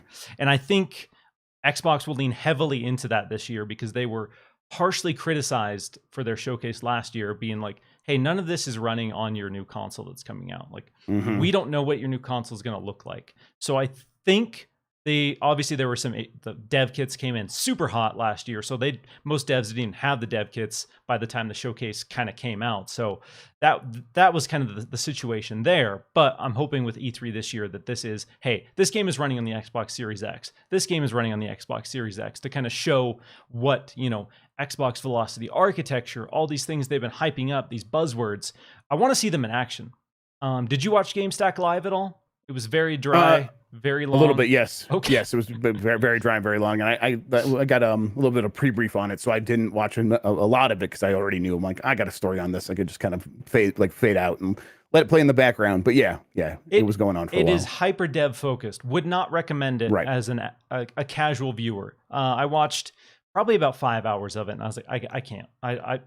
Most of this is going over my head. It's like hardcore game development terms, lots of coding, a lot of technical terms, not a lot of actual like demonstrations of the tech in action. So it was flying over my head. But there was a real world demo for Xbox Velocity architecture that they showed. And that tech is probably one of the most exciting things about what could be possible on this new hardware. And this kind of advanced algorithm that basically doesn't load in texture that's unnecessary. So the textures that they have displayed, where if you're playing a first-person game in that space, are hyper detailed, high quality. They load in faster. There was like a comparison between the Xbox One X and the Xbox Series X for load times on textures for a scene. On the Xbox One X, it took like 28 seconds about to load in textures for this scene. On the Series X with Xbox Velocity architecture, it took half a second, 0.5 seconds. Right. So stuff like that, because one of my biggest complaints recently is I've just noticed more texture pop in. When I was playing, Resident Evil Village, for example, objects, artifacts, textures were just constantly popping in because of the scale of the world, and that's just to make sure the game runs at 60. So if there's a solution to that, I want to see that kind of rolled out, and I'm hoping we see more because, we see a lot of games that aren't like using variable rate shading and stuff like that yet, and that stuff will come in time and make a big difference. Absolutely, and it's those are going to be the advancements that we can feel when it comes to next gen, quote. I mean, we're deep into next gen at this point, but it's important to acknowledge that most people who want a console still don't have one. So for a lot of people, even though this is current gen, it's still next gen tech, and a lot of the features that they've promoted we haven't even seen in action yet. So I want to see what the Xbox Series X can do with real world examples for the games that are on the horizon. So I'm expecting, Hellblade 2. I'm expecting something from Starfield. It would be cool to see a release date. It would be even cooler to see a trailer that shows anything about the game. Yeah. Because there's a ton of, if you're someone invested in the rumor mill and you're going down the rabbit hole, you can get, rumor details on what this game is and how it's going to play. But what we know publicly is that it is a game that is in space, and it is a game that is being made by Bethesda, and that's it. Yep. That is all we know about Starfield publicly, and it's really weird that there's all these conversations that Starfield's dropping this year. Starfield's gonna happen this year. It's gonna launch alongside Halo Infinite, and we have no idea what Starfield is publicly. Nope. So I want to see that, and then something from Avowed. I'm sure we'll get another teaser. I'm sure we'll get another teaser for Everwild. I've been hearing some kind of unfortunate things about development. Earlier on this year, I was expecting to see gameplay for Everwild. Now I'm kind of in the camp that we might not see any gameplay for Everwild. We might not see anything from Everwild. But that is one of the games that I'm most kind of fascinated in the Xbox portfolio right now, is because it's like Sea of Thieves. They're trying to make this ambitious game that is unlike anything else. And that's what excites me about Rare in particular, is people want a Banjo. People really want a new Banjo game. And I really hope somebody makes it. I really hope that somebody does it. But Rare has said that it will not be them. Rare is not going to make Banjo. They have no interest in touching any of their existing IP right now. They are hyper-focused on these big new experiences. And I'm all for it. I want to see new ideas. Sea of Thieves, whether you love it or hate it, it did something that hadn't been done before. And in this day and age, that's tough. That's tricky. Nintendo, Metroid Prime 4 would be rad. I'm also in the camp that I want to see Master Chief come to Smash. Yeah, let's go. What if Master Chief doesn't come to Smash? What other characters would fill that void for you? Like, who? They have to end this fighter pass with a bang. It can't be another. Well, I'm still want Waluigi or Gino from Super Mario RPG, but those aren't going to happen. So yeah, I'm going to be disappointed no matter what. Nintendo internally, it seems like, hates Waluigi. They hate him. Yep. They wish he didn't exist. They still Yeah, he was a bastard from the beginning. Like, he only existed because Wario needed a doubles teammate in Mario Tennis, and they're like, oh, what have we done ever since? Like, they've regretted it ever since, and it's just like, give the man a game, put him in a video game, and then give him his own game. But no, they're not going to do that. That Waluigi was the reason that Nintendo cracked down on its IP and said, no interpretation for you. You don't get to add anything without written consent from Nintendo. Don't you dare put another Waluigi in our games. Yep, exactly. But yeah, Master Chief and Smash, please make it happen. It needs. But Banjo was cool, and Banjo obviously had a lot of excitement and hype, but Banjo to me still isn't an Xbox mascot, and we still don't really have what I would consider an Xbox mascot in Smash. So if you're not going to throw in Voodoo Vince, then you better put in Master Chief. Yeah, it would be cool. And then what else Breath of the Wild 2, please, we need a gameplay trailer and we need a release date at this point. Oh, yeah. Like, it's been way too long. Again, that's if it wasn't happening, I think they would have told us by now that it's going to get another big delay. I would think. So I would expect to hear about it soon. Yeah, I think it's one of those cases. They would have come out and did the Metroid Prime 4 thing and said, hey, we had the idea, we were in development, but we've had to kind of take a step back and reevaluate what we're doing with that. Yeah. Breath of the Wild 2 had an amazing first trailer, got people really excited, got people really curious about what the gameplay was going to be. Is this going to have co-op? What's the deal there? I doubt it, but that would be amazing. So I want to see gameplay and a release date. Pokemon Legends Arceus. Did I say that? Arceus? Something like that. No, I can never remember how to say it, but I think that sounds right. That sounds close enough. Yeah, it's close enough. Everyone knows what you mean. Yeah. That game that is what I imagine people wanted from Sword and Shield when they wanted the Breath of the Wild Pokemon game, and I'm hoping they can deliver it. I'm a sucker for Pokemon. I put hundreds of hours into Sword and Shield. I would likely put hundreds of hours into that. I want to see more of that because there's talks that stuff like the Pokemon Legends Arceus and even Breath of the Wild 2 potentially are poised to kind of be showcases or launch alongside the rumored Switch Pro. Do you think that's an E3 thing? When it comes to the Switch Pro, are they going to be like, hey, guess what? Switch Pro is coming out in 6 months. They don't normally do that. They normally No. have their own thing for hardware. Hardware, it happens outside of E3. So, and usually it happens about 2 months before release recently in recent history. So I would kind of expect them to keep that same sort of cadence. And so I don't think Switch Pro gets announced at E3. I guess if they do that, I won't be like shocked, but I wouldn't expect it.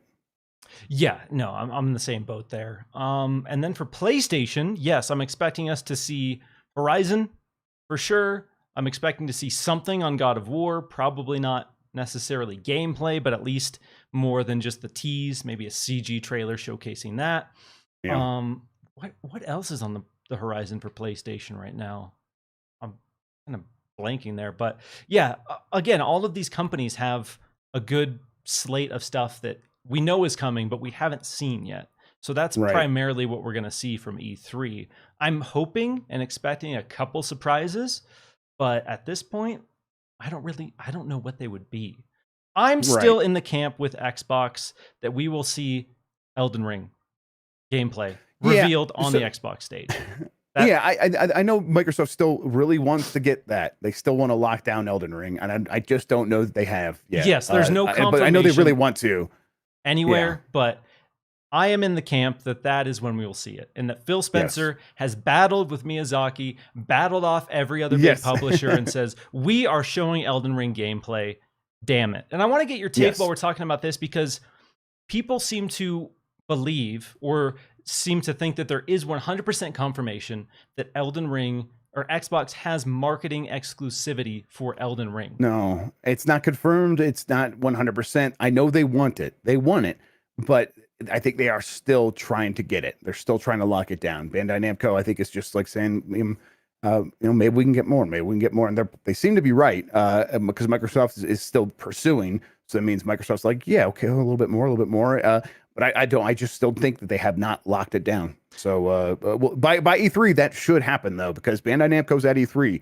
Microsoft's at E3. If Elden Ring's showing up at E3, that decision's going to have to be made. So, yeah. I think it's going to have to happen by then.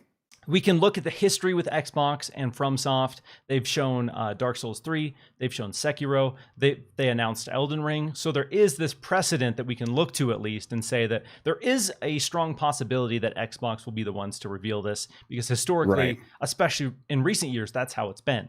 People kind of fight with me on Twitter and say, well, PlayStation has a better relationship with FromSoft. And people fight with me and say, it's confirmed that Xbox has marketing exclusivity from Elden Ring, but it's not. It's definitely not. So people fight about that constantly. And there's the conversation that drives me nuts is that PlayStation owns a small share of the parent company of From Software. So that means it's impossible for it to be on an Xbox stage. And I looked up that share. It's like 1%.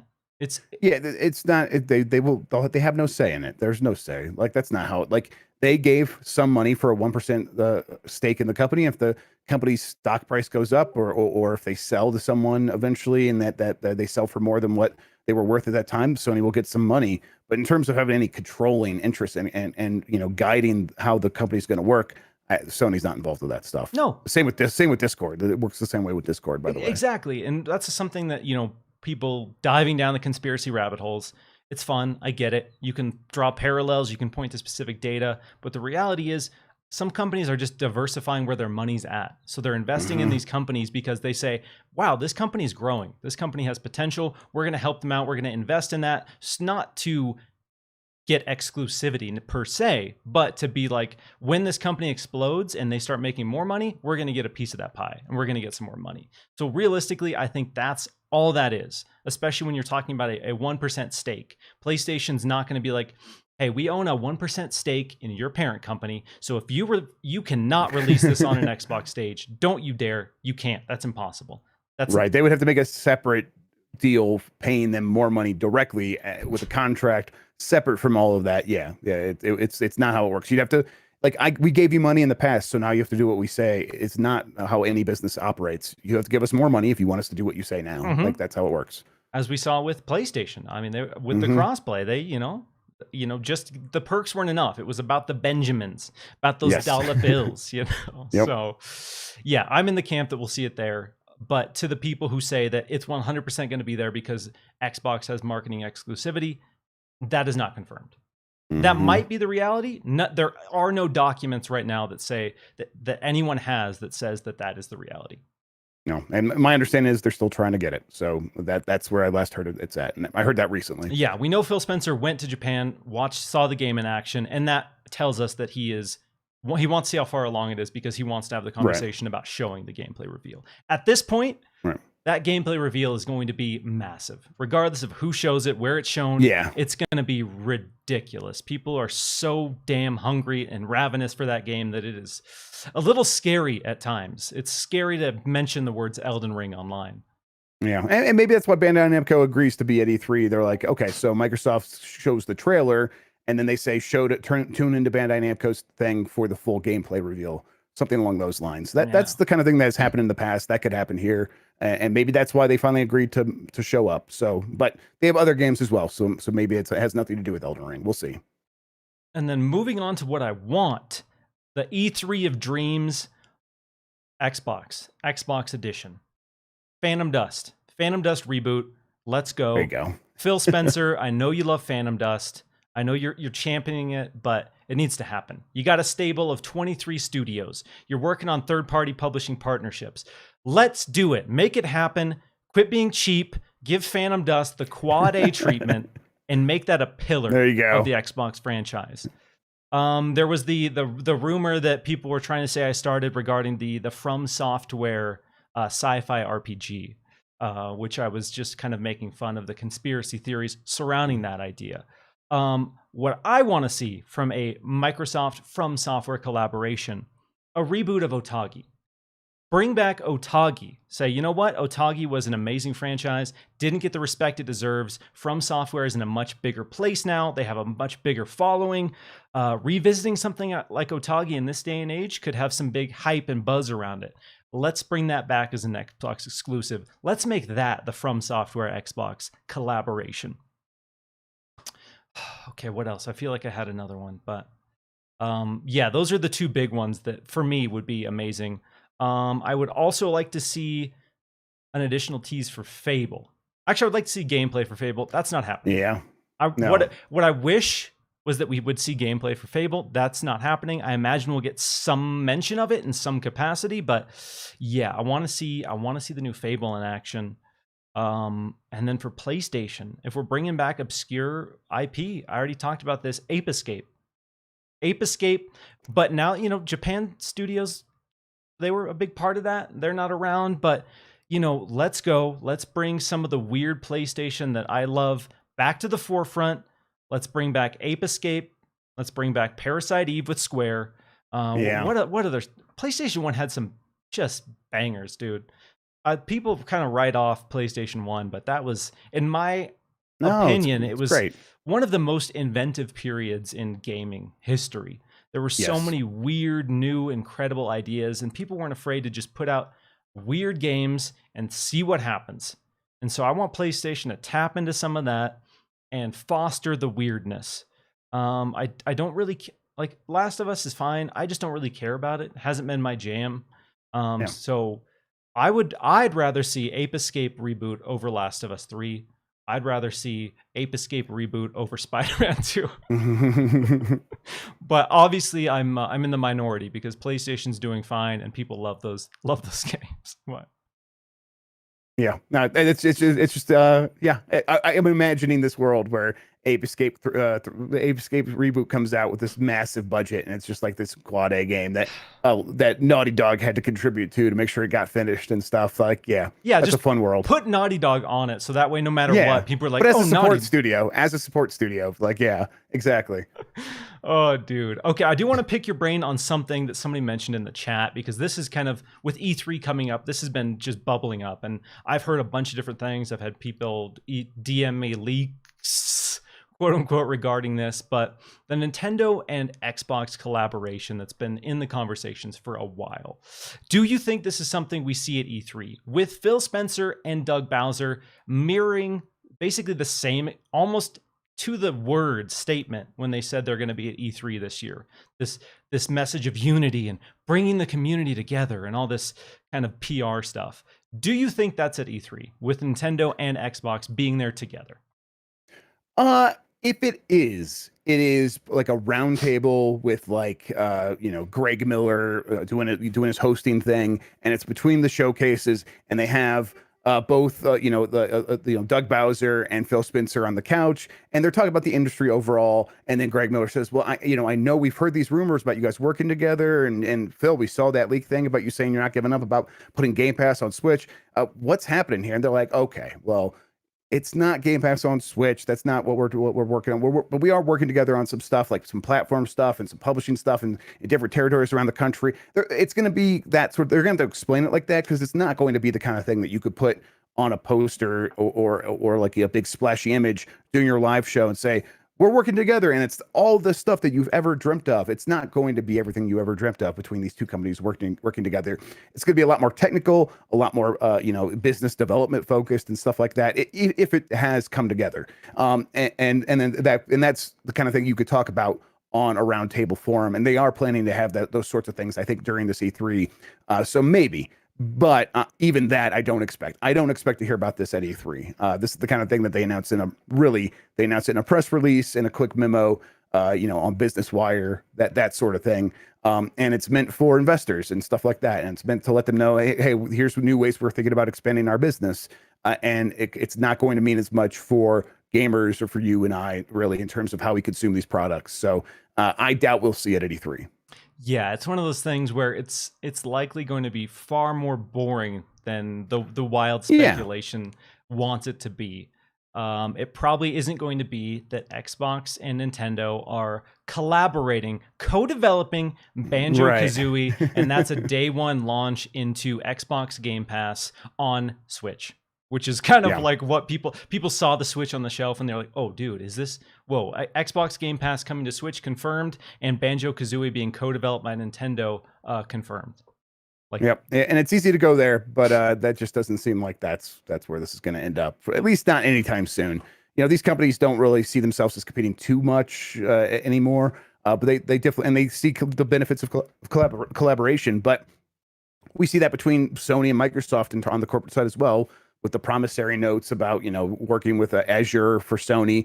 And now they are like Jim Ryan is talking about, like, okay, well, we're figuring out how to use Azure. Like, he's actually talking about that now, but it's a very long, drawn out process of these companies working together and trying to save some money here and there. But at the time when it gets announced, you see Sony and Microsoft working together on cloud stuff. What does this mean? And everyone immediately speculates about this crazy future. And we see that that's just not what the reality was at all. It'll be pretty similar here. Yeah, it's fun to kind of speculate on wild possibilities, and maybe those pitches have happened behind the scenes. Yeah, the conversations are always happening about all kinds of stuff. Yeah, absolutely. I'm sure Phil's called up Doug and be like, hey, what are your thoughts on Game Pass? Are you guys working on anything? Is there a fill?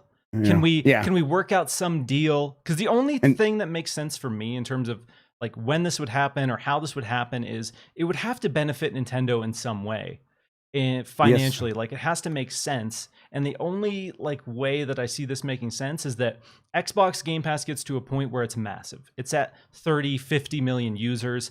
Everyone loves it. It's this huge thing, kind of like the Netflix of gaming, which is like a debated thing right now. But Nintendo sees that and they leverage that because they are struggling to retain Nintendo Switch online users. And they say, Game Pass is coming to Nintendo Switch, but you have to be a Nintendo Online subscriber to access this service. And that way they're bolstering their own online service in exchange for bringing this platform to their platform.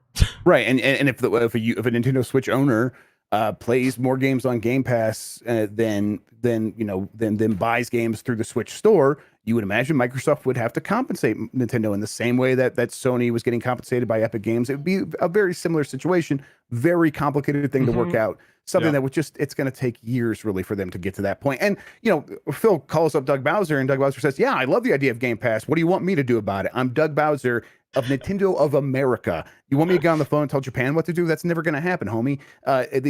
They just, and I do think what's happening here with this is that Nintendo of Japan is saying, oh, wait, the cloud, we have to pay attention to that. These Japanese companies did, in a lot of cases, stop sort of progressing in terms of what they think of as connected technology in the 90s. A lot of them used faxes up until 2019 and 2020.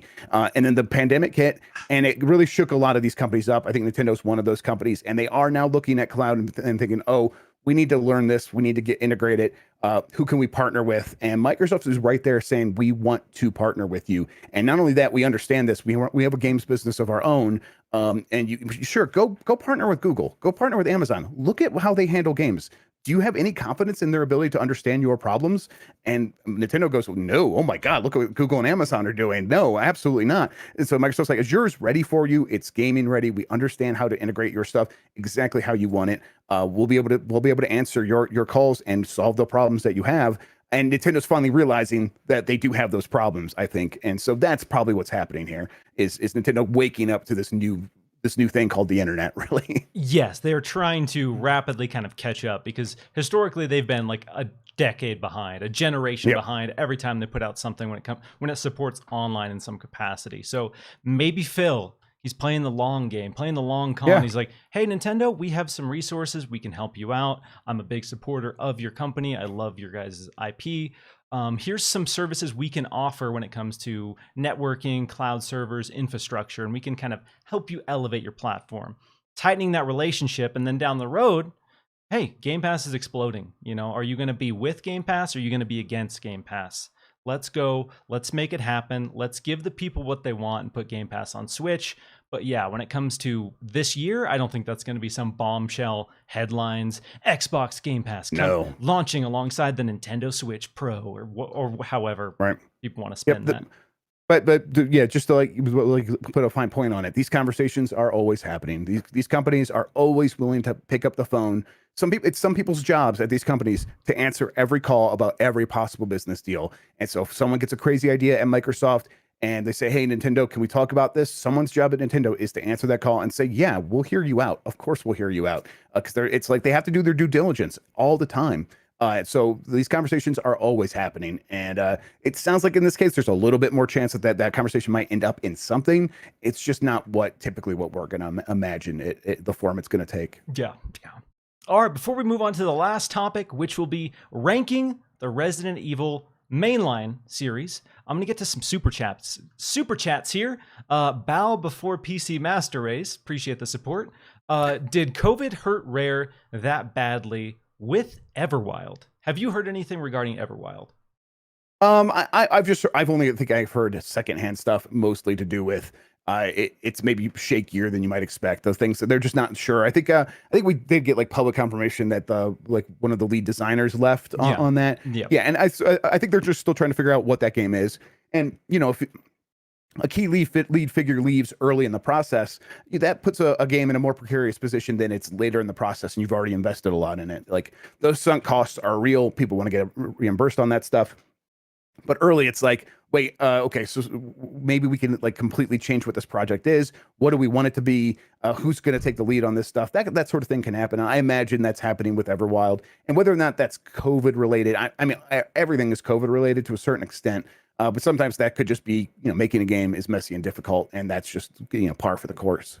Yeah, I think it's less COVID in this particular instance and more what you mentioned with this is a very ambitious project. And they are, like Sea of Thieves, trying to lay out this new gameplay loop from what I understand of what the project aims to be. And they are probably just struggling to kind of hash out how that's going to manifest itself into a gameplay experience. How are we going to take these big, bold ideas that we have, and how are we going to make this a fun game? We can't have really cool, big, bold ideas and have the game not be fun. So they're probably just trying to make sure that whatever they end up settling on, when it comes out, that people accept it. Because, even the way Sea of Thieves launched with kind of minimal features and content, it took years and years to get to that point for them to settle on this. This is the core gameplay experience. This is what we're all happy with as a foundation. We can expand from here, but even getting to that, I think it was 4 or 5 years that Sea of Thieves took to get to its kind of launch state, which people panned pretty hard. Right, exactly. And so, they are well aware of this, and we'll just kind of see what happens. They'll give us an update on it someday, and we'll have to kind of see where it's at that point. Yeah, it's one that I I love Rare's aesthetic, the new kind of art style that they've settled on. When I first saw the water tech in Sea of Thieves, that absolutely floored me. That was like last generation. Yes. That was the most exciting thing to me of anything was the water in Sea of Thieves, because I remember like getting seasick playing it, just like staring down and looking at the water and like, this is very realistic. This is maybe too realistic. King Super Chat. Anything for the Xbox Nintendo partnership soon? I think we covered pretty much everything we can talk about there, but if you need further deets, we can try to replicate. But yeah, you posted that, and then we went into a huge section on that, so hopefully that covered it. King 2002 with another super chat. How about Game Pass announcements, Jeff? Are you expecting any big E3 megaton Game Pass announcements? I think so. I think they're trying to make those deals. I think that they would love to get them done for E3. I think they'll probably, that Psychonauts 2 Shadow Drop would be nice, but I think they're trying to think of something bigger later in the year. I know the talk is around like Battlefield 2021, and I continue to think that makes a lot of sense, but I don't know if it's something they're going to actually be able to make work, if they can get EA on board with that. But I think all the arguments in favor of it are going to be stuff that's very convincing for EA of saying, hey, you don't have to make your game free to play to get a huge audience that is similar to a free to play audience. But there are people who also spend money, and these are people who will look at your microtransactions, and they have like a built-in network of people who play a bunch of Game Pass games with them, and they're ready to go, and they'll adopt your shooter if it's ready and it's fun. They might adopt it in the same way they adopted Outriders, and if you're ready to support that long term, they'll be there to play it long term. And this can really work out for you, and you have to go up against Warzone, and I know you have your free to play like mobile versions coming later and stuff like that. Yeah, do that as well. But in the meantime, you still are going to be launching this shooter in a world that has Warzone and Fortnite. And are you really going to be able to compete with them with your multiplayer when it's $60, $70 or whatever it is? And EA's got to be thinking, we don't know. Battlefield 5, like that came out kind of early in the early days of these battle royales, and it didn't work out very well. Do we want a repeat of that? And they definitely don't. And so I think all of these arguments are going to be very compelling to EA. And if Microsoft could sell them and say, hey, here's a fair amount of money. And honestly, I think this holiday throwing around a lot of money like that is realistic for Microsoft.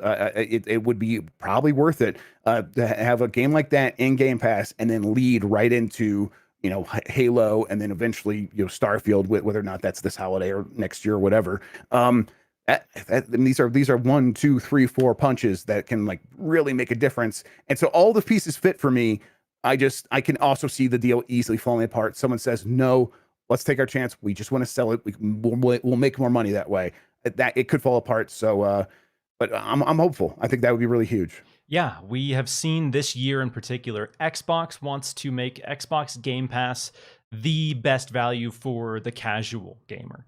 They've been investing so heavily in all the biggest sports games this year are pretty much launching day one into Xbox Game Pass, which is massive. Like for me and a lot of people huge. Like invested in gaming in the more, I guess, hardcore scene. A lot of us don't play sports games, don't necessarily love sports games in the same way. But they're huge. People they're massive. Buy consoles and buy sports games every year. There are people who literally only buy sports games every year. That is their outlet into gaming. And so Xbox saying, hey, get Game Pass, you get this sports game, and then you get all this other stuff. And that is, making people more aware of other games that are out there, getting them pulled into microtransactions, all the other benefits that publishers look at when they are probably talking to Xbox about these kinds of partnerships. Battlefield, we've seen, has struggled with the last few releases to compete in a legitimate way with something like Call of Duty. Call of Duty is huge, and there are obviously a diehard group of Battlefield fans who love the series, buy it every year, but it pales in comparison to what Call of Duty does year after year after year, and it's tough for them to compete. So I'm sure a deal with Game Pass is enticing because that ensures a high player count. You mentioned Outriders. That game was fine. That game was a good game. Was not a great game. Has a ton of issues. It still exploded. Sold really well. Had a ton of active players. And so if something like Outriders that is fine, can really thrive and really do incredibly well on both Steam and Game Pass because of all the marketing buzz around that, surely something like Battlefield, which is going to have a focus on humongous multiplayer. They are touting this, well, they haven't officially said this, but it is supposed to be the biggest player count that Battlefield has ever seen. Yeah. So they're going to market that buzzword. And if you can say biggest player count ever and you can play it with all of your friends on Game Pass, that has value. That has some value to them. It's like, goes beyond value. It's like almost a necessity, like some way of getting people into the game without having that huge upfront cost so that people can convince their friends to come play with them. Getting your friend to spend $60 is really hard these days. Getting them to get Game Pass a lot easier. If they already have Game Pass, getting them to download a game is even that much easier. So it's just seems almost like a necessity. And like the point about the sports games, it's something like I was saying, like when Game Pass was kind of turning into what it is years ago when it was turning into this, I'm like, sports games are a key. Like if you can get NBA 2K, really that's the one I would focus on. But like all the sports games really are key to getting that audience. But then stuff like Battlefield is also it's a different kind of key for a different kind of audience, and yet it's also a major and important one. So I think everyone involved wants to make this happen. It's just going to come down to the money and the money and like the belief in whether or not this is the right thing. And are we going to be hurting our brand long term?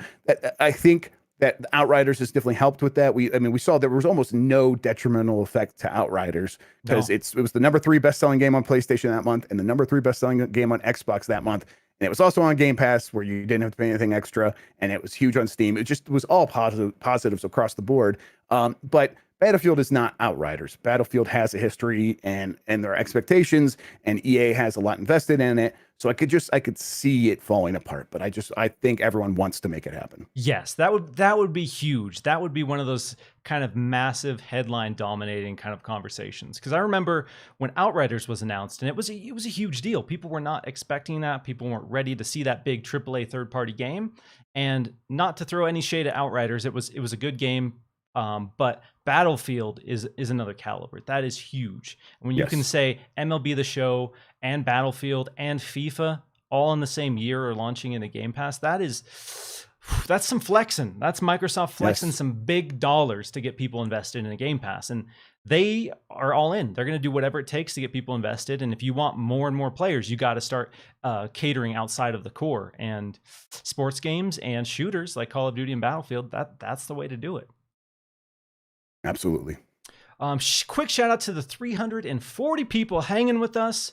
If you're new to the show, welcome. We stream every Saturday at 12 p.m. Eastern time. I'm going to get to a few more super chats, and we're going to transition to our final topic of the show. Bow before PC Master Race again with another super chat. Why is only 343 Turn 10 Coalition tied to Gears and Forza? Like, why are these companies like? Why do they have like one game that they work on or something like that? Is that I think that's why is Microsoft so focused on having like a Mojang and a 343 where this is the Minecraft team, this is the Halo team, this is the Forza team. Yeah, I think it's kind of an old way of thinking that still kind of has remnants left over to this point. But I think the thing was like, let's focus the studio on a game that we know makes money and is worth the investment. And that way these studios can feel kind of solid and confident about their future, and we can feel good about keeping them running, and they're not taking a bunch of weird risks that aren't going to pay off. And now Game Pass has sort of flipped that all on its head. And so we see Playgrounds is making Forza Horizon, but they're also making Fable. So that's going to change over time. Coalition's making another Gears game. I think they're also making something else. So they are making something else as well as helping on Halo. And a lot of these things are like, they're going to be maybe experimental. They're going to try to make some other stuff work. And if it doesn't work out, they can fall back on their franchises. But now it seems like they have this space to try stuff out and see if it'll work. Obviously, Fable's a huge thing for Playground, but yeah, I think this is going to change over time. Yeah, I think you bring up an amazing point, especially with the focus on Xbox Game Pass. It would be unfair of like teams like the Coalition and 343 Industries if they see all these new studios, Obsidian, Double Fine, getting to just have fun and make whatever IP that they want and just experiment, and then Microsoft tells them, "No, you gotta make Halo. I'm sorry, you're only making Halo. You're only making Gears. Sorry, you're gonna make Gears. You're gonna help out on Halo." if that is the reality of the work culture, they'll start to lose key people, because at a certain point, as much as you might love Gears of War, as we saw with Rod Ferguson, at a certain point you want to do something else. You want to branch out. You want to try something, and that is, at least on paper, what Xbox Game Studios is all about right now. So I think you bring up an excellent point. I think the reality is that there will no longer be these dedicated teams who only make this. Right. They'll get a chance to sort of lead their own future in a certain way. So I'm looking forward to that. Yeah, because I'll use Halo Infinite as the example. They are building Halo Infinite as a platform that has an incredibly long tail. And so what that does, it allows them to get the game out of the gate, and then that allows, let's say, 343 to split in half. They have a support team who has continued to add content to Halo Infinite, and then they have another team, hypothetically, theoretically, that is working on a new project. Yeah, it's what you want from your development teams too. We see this. Respawn is probably one of the best examples right now. A company that is going to, they did make a team specifically to continue supporting Apex, and now they're also prototyping a bunch of new ideas, prototyping, and they're going to spend probably a couple years prototyping ideas, and then they'll build something off of their favorite ideas, and that has worked really well for Respawn in the past. It's how they've done it in the past, and they're going to continue going that way. And now all of EA is like, wait, we're going to work like Respawn. Everyone do what they do. And I think Microsoft will really benefit if they look to Respawn as well and kind of mimic that and enable the studios to feel comfortable prototyping and trying new stuff, and then acting on those ideas that they really fall in love with. Yeah, you look at Apex Legends, that is a guaranteed revenue stream for them that alleviates a lot of the stress of like, we got to move on to the next thing. Next thing has to be done. We have Apex. It's doing well. People are playing it. We're still adding content to it, but it doesn't require the hundreds of people to maintain that and add new content.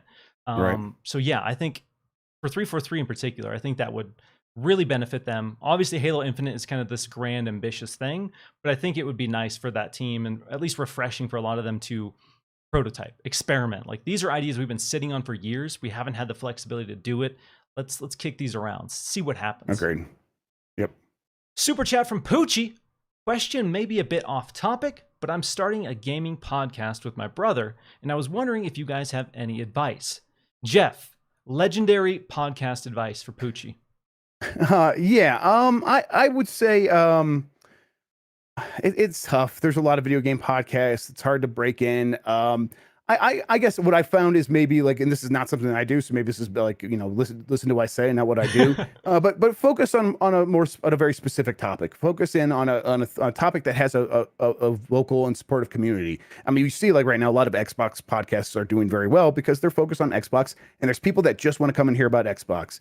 Like, you don't have to do an Xbox podcast, but if you go in there and you focus on something that has a lot of passion and you talk almost exclusively about that, there will be an audience for you more than likely than if you are more general, more, on GamesBeat Decides, we cover the whole industry, and we've been growing an audience, but it's not the same thing of like, the people are tuning in to hear about that topic. We have to build it up based on like, people want to come hear Jeff and Mike talk about it, and that can work, but it takes a lot more time. And what you could do is, if you focus on topic, you could build up people who want to come hear you and your brother, but then you also could fall back on this other topic that people want to hear about, and it sort of it works together to create a lot of like this synergy to build it up faster, I think. So that would be my advice. Yeah, I think that's really great advice.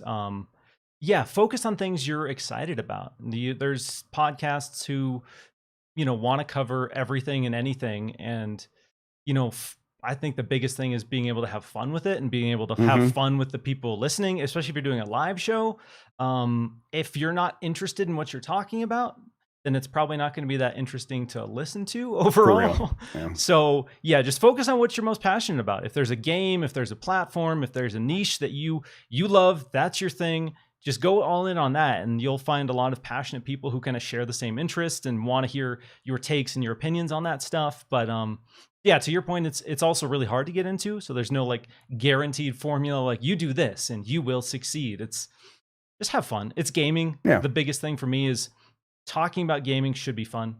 So at any point, if I'm not having fun, then I need to reevaluate like what I'm doing with the podcast, with what I'm saying, because gaming is a fun industry. There's obviously the nitty gritty and the business side of things, which can be less fun, but still important. And it's important to put a fun spin on it in some way.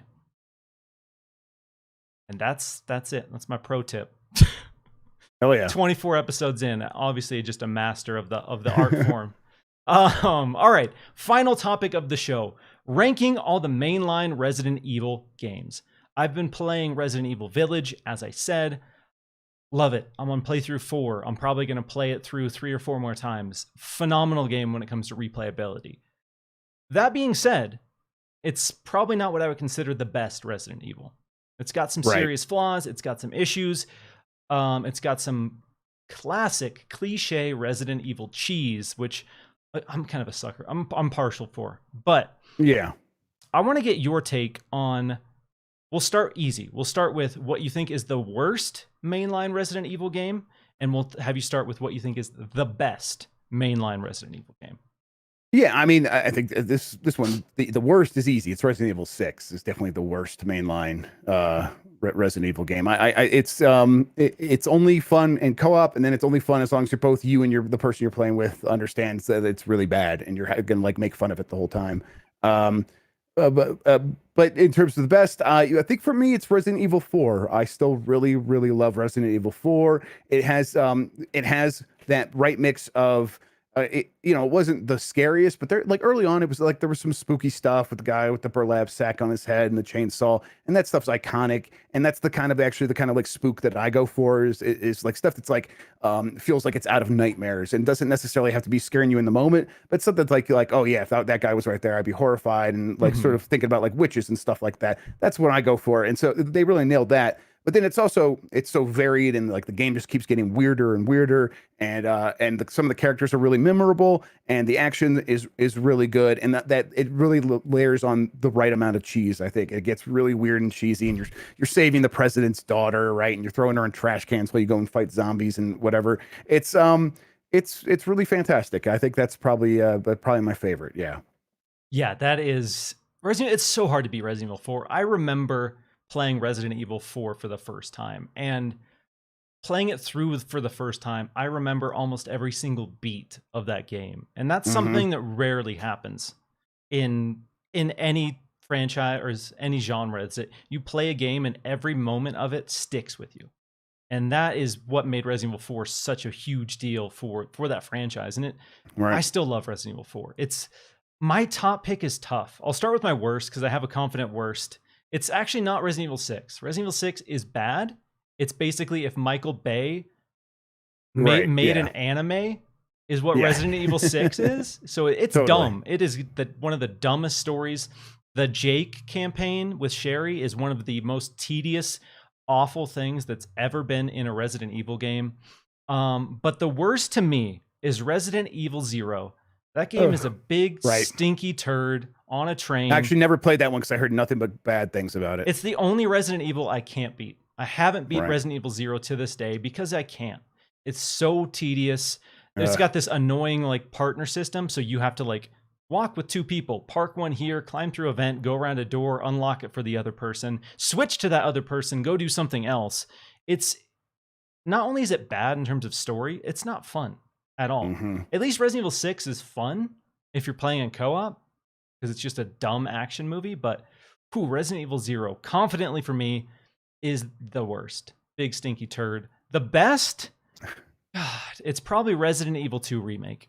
Yeah, that's a very good one. That was probably my second. Yeah, I love Resident Evil 4. Resident Evil 4 is probably number 2, and then Resident Evil 7 for me. Those are my top 3. Yeah, Resident Evil 2 remake is fantastic. It's one of the better games of the last couple of years. Like really, they really know that stuff. I didn't find it very scary. I think but it's like that's okay. It's like I guess the ammo, running out of ammo and that stuff still works. It's kind of stressful at times. Certain enemies are stressful, but like Mr. X, I always thought it was kind of hilarious more than anything else. But it's still a good mechanic. Like trying to get away from him, like you still have to deal with him. But I was never like, oh, there's footsteps. I'm so scared of what if he catches up to me. I'm like, you look so silly, you big man. But it was still it worked for me, and it was just a fun game. It's a fun game, fun setting. The police department is really good. I think once you get outside of the police department a little bit, things aren't quite as compelling, but it's still really good. Yeah, that kind of to me set the gold standard for a video game remake. When that came out, I was like, okay, if you're gonna say you're remaking a game, like this is what the quality needs to be, because Capcom crushed it. Yes. Yep. Absolutely.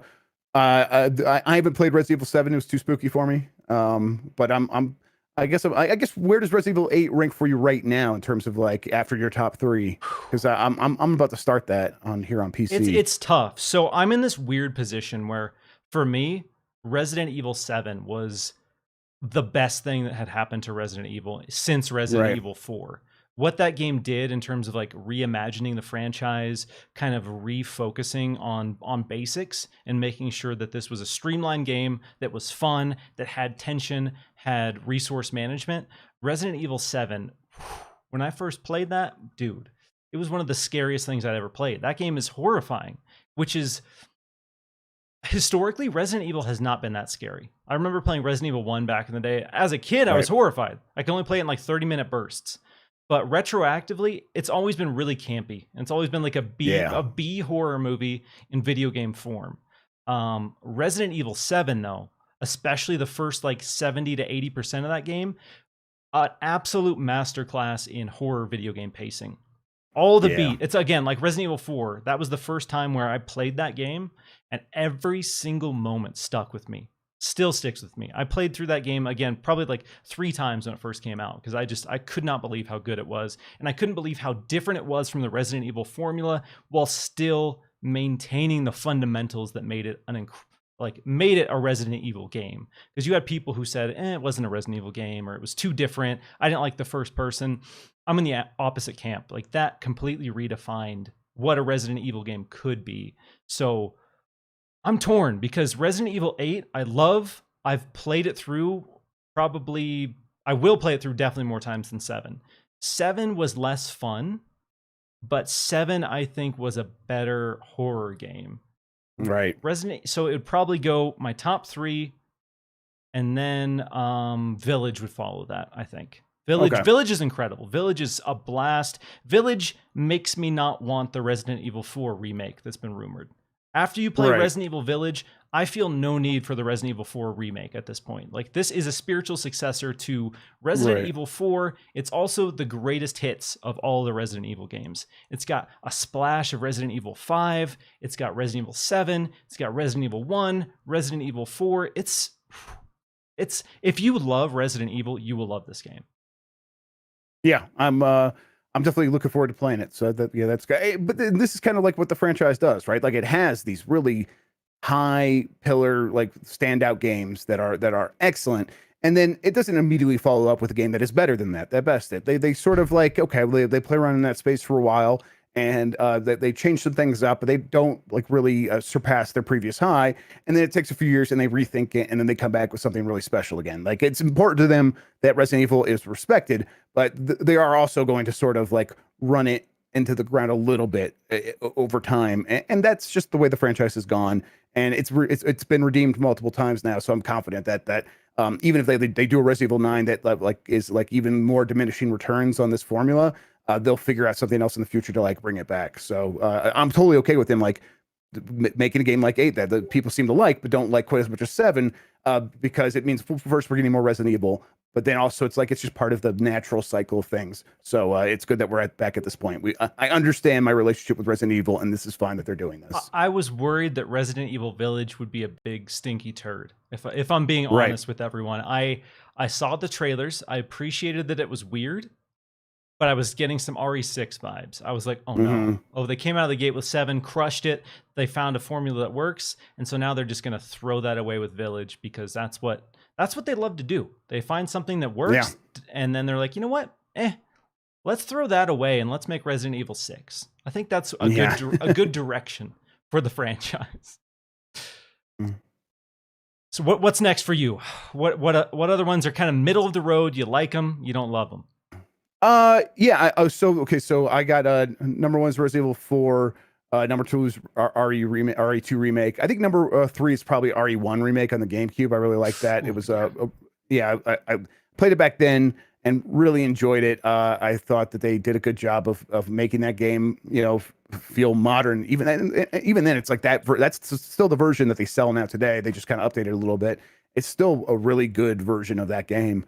So yeah, I think that goes right after that. And then I guess I haven't played RE7, so I can't include that. But then maybe I guess RE5, which I didn't hate as much as some other people do. I think it's a pretty okay action game, and it had its issues though, but it's a good action game. Yeah, I agree with you probably falls there. in after that. Resident Evil 5 was a terrible horror game, but a fantastic action game and amazing co-op game. I'm torn because I recognize that single player Resident Evils are better, but I miss co-op Resident Evil.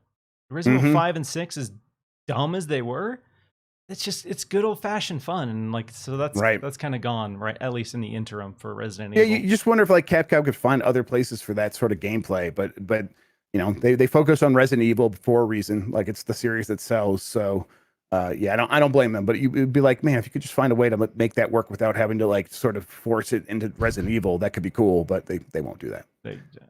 I hope. I'm still praying for a Resident Evil Outbreak reboot, because I think that's the best method of doing like a legitimate co-op Resident Evil game that could work. But they don't want to. They want to make RE-verse, which is. Did you play the beta? Did you play the beta for RE-verse? No, I haven't. This is the first time in a long time I've been offended by how bad a game is. Oh no! Like I saw the trailers and I was like, okay, it's cheap. It's not going to be good. It looks bad. But when I played it, it was way worse than I even could have imagined. I was blown away by how bad it was, and it just broke my heart, because even Resistance, which a lot of people hated, I thought was kind of fun as like a cheesy, campy, like tacked on multiplayer mode. I thought Resident Evil Resistance was pretty fun. RE-verse, I know they delayed it, but I really just want them to cancel it. I think it's so bad that it's just gonna like damage Resident Evil as a brand. Like that's how bad RE-verse is. It's whew. Yeah, I think after that for me though, it's probably the RE3 remake, which I think is it's okay, but it's not nearly as good as RE2 remake or even the original RE1 remake. But it's it's still doing some stuff that I like, but it just doesn't come together as well. Yeah, I agree with you there. RE3 remake's fine. It's a fine game. Yep. And then yeah, I think that would put RE6 at the bottom for me after that. So I think that's mine. I think that's my list. Where do you sit with Code Veronica? Are you a Code Veronica stan? Okay, so I played Code Veronica on Dreamcast back then, and that's kind of I only played it a little bit at a friend's house, so I didn't play through it all the way. But it seemed good. But it also didn't seem it seemed like somewhere in between the games. Like it seemed somewhere between RE4 and the other previous Resident Evil games at that time, where it definitely wasn't scary at all to me for some reason. I don't know. It was like bright graphics or something. It just was not scary at all. And so, but it also wasn't this great action game. But it seemed fine. It seemed good still. But I didn't have much experience with it. I get a lot of grief because I've been very vocal about the fact that I don't think Code Veronica is a good game. I think it's one of the worst Resident Evil games because I tried replaying it recently just to like remember why I didn't love it as a kid, because I played through it back on PS1, but I didn't really love it. I remember playing it. I remember the dual wielding zombies and being like, okay, this is a little much. We're taking it a little too far. But I revisited it a couple of years ago, and it's got the worst Resident Evil story, which is impressive. Yeah, which is that's impressively bad. Like I was laughing my ass off at the opening cutscene because it was the most anime nonsense I've ever seen in a Resident Evil game. The main like antagonist is just awful, and it really solidified its place when I tried to I didn't finish it when I revisited it. I was like, no, I can't. This is, even for Resident Evil storytelling, this is just outlandish and bad. So yeah, I'd probably put that towards the bottom. Probably would put 0 at the bottom. And then honestly, this is going to probably be spicy for some. I'm putting Code Veronica below 6. I like 6 more than I like Code Veronica, which is going to trigger some people. But that's the reality. Code Veronica is not a good Resident Evil. And I'm sorry that I have to be the one to tell you that. Well, I mean, you got to tell the truth. You can't lie to these people. Exactly. So respect for that, at least. I mean, they can get mad, but this is the truth. Deal with it. That's the truth. So yeah, I'm excited that Capcom is still on a hot streak with Resident Evil Village. Like, I was blown away by the production value, even though the game isn't really that scary. There's a couple really cool tense parts, but it's way less scary than 7, but still a really fun game. So I'm happy. I was worried after Resident Evil 3 that Capcom was on their usual just downhill, because they'll have a ton of momentum, put out a string of really great games, and then have a string of really bad games. And that's just historically been Capcom's MO. So I was worried. I love Resident Evil. I love Capcom in general, one of my favorite publishers, developers of all time. So I was worried. I was scared, Jeff, that Village would be the fall of Capcom in its current glory. So they crushed it. Well, I'm glad. Yeah, it's and it sounds like even people that are like that have criticisms of it, no one says they hate it. No one's like this is a bad game. There's just like, oh, it could be better, and that's like, okay. Well, I mean, yeah, that is a normal place for Resident Evil to be through quite of its history. So yeah, it's fine that we're back here. Yeah, absolutely. Cool. Well, that is the last topic for the show today. So we're going to start wrapping it up. If you guys have any other questions, drop them in the chat now. Really appreciate everyone hanging out today. Before we end it, one more time, Jeff Grubb, where can people harass you? And where can people find you? Yeah, just come get me on Twitter at Jeff Grubb. It leads to all roads involving me. So if you just want one simple place, just get me on Twitter. I tweet, like I said, I tweet a lot. I'm trying to do better, trying to tweet fewer times per day, and try to mostly make them jokes, so it's at least somewhat entertaining. But yeah, that's the best place. And then there's a link to my Discord in there as well, and that's a good place as well. So, but those are the best places. Beautiful. Yeah. And to everyone who tuned in today, really appreciate it. We'll be back next week, Saturday at 12 p.m. Eastern time. And then some quick housekeeping. The week of the 22nd, I will be guesting on Seasoned Gamers, so I will not be doing my usual show, unfortunately. But if you want to tune in, I'll be hanging out over there.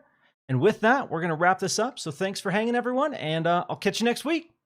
Bye, everybody.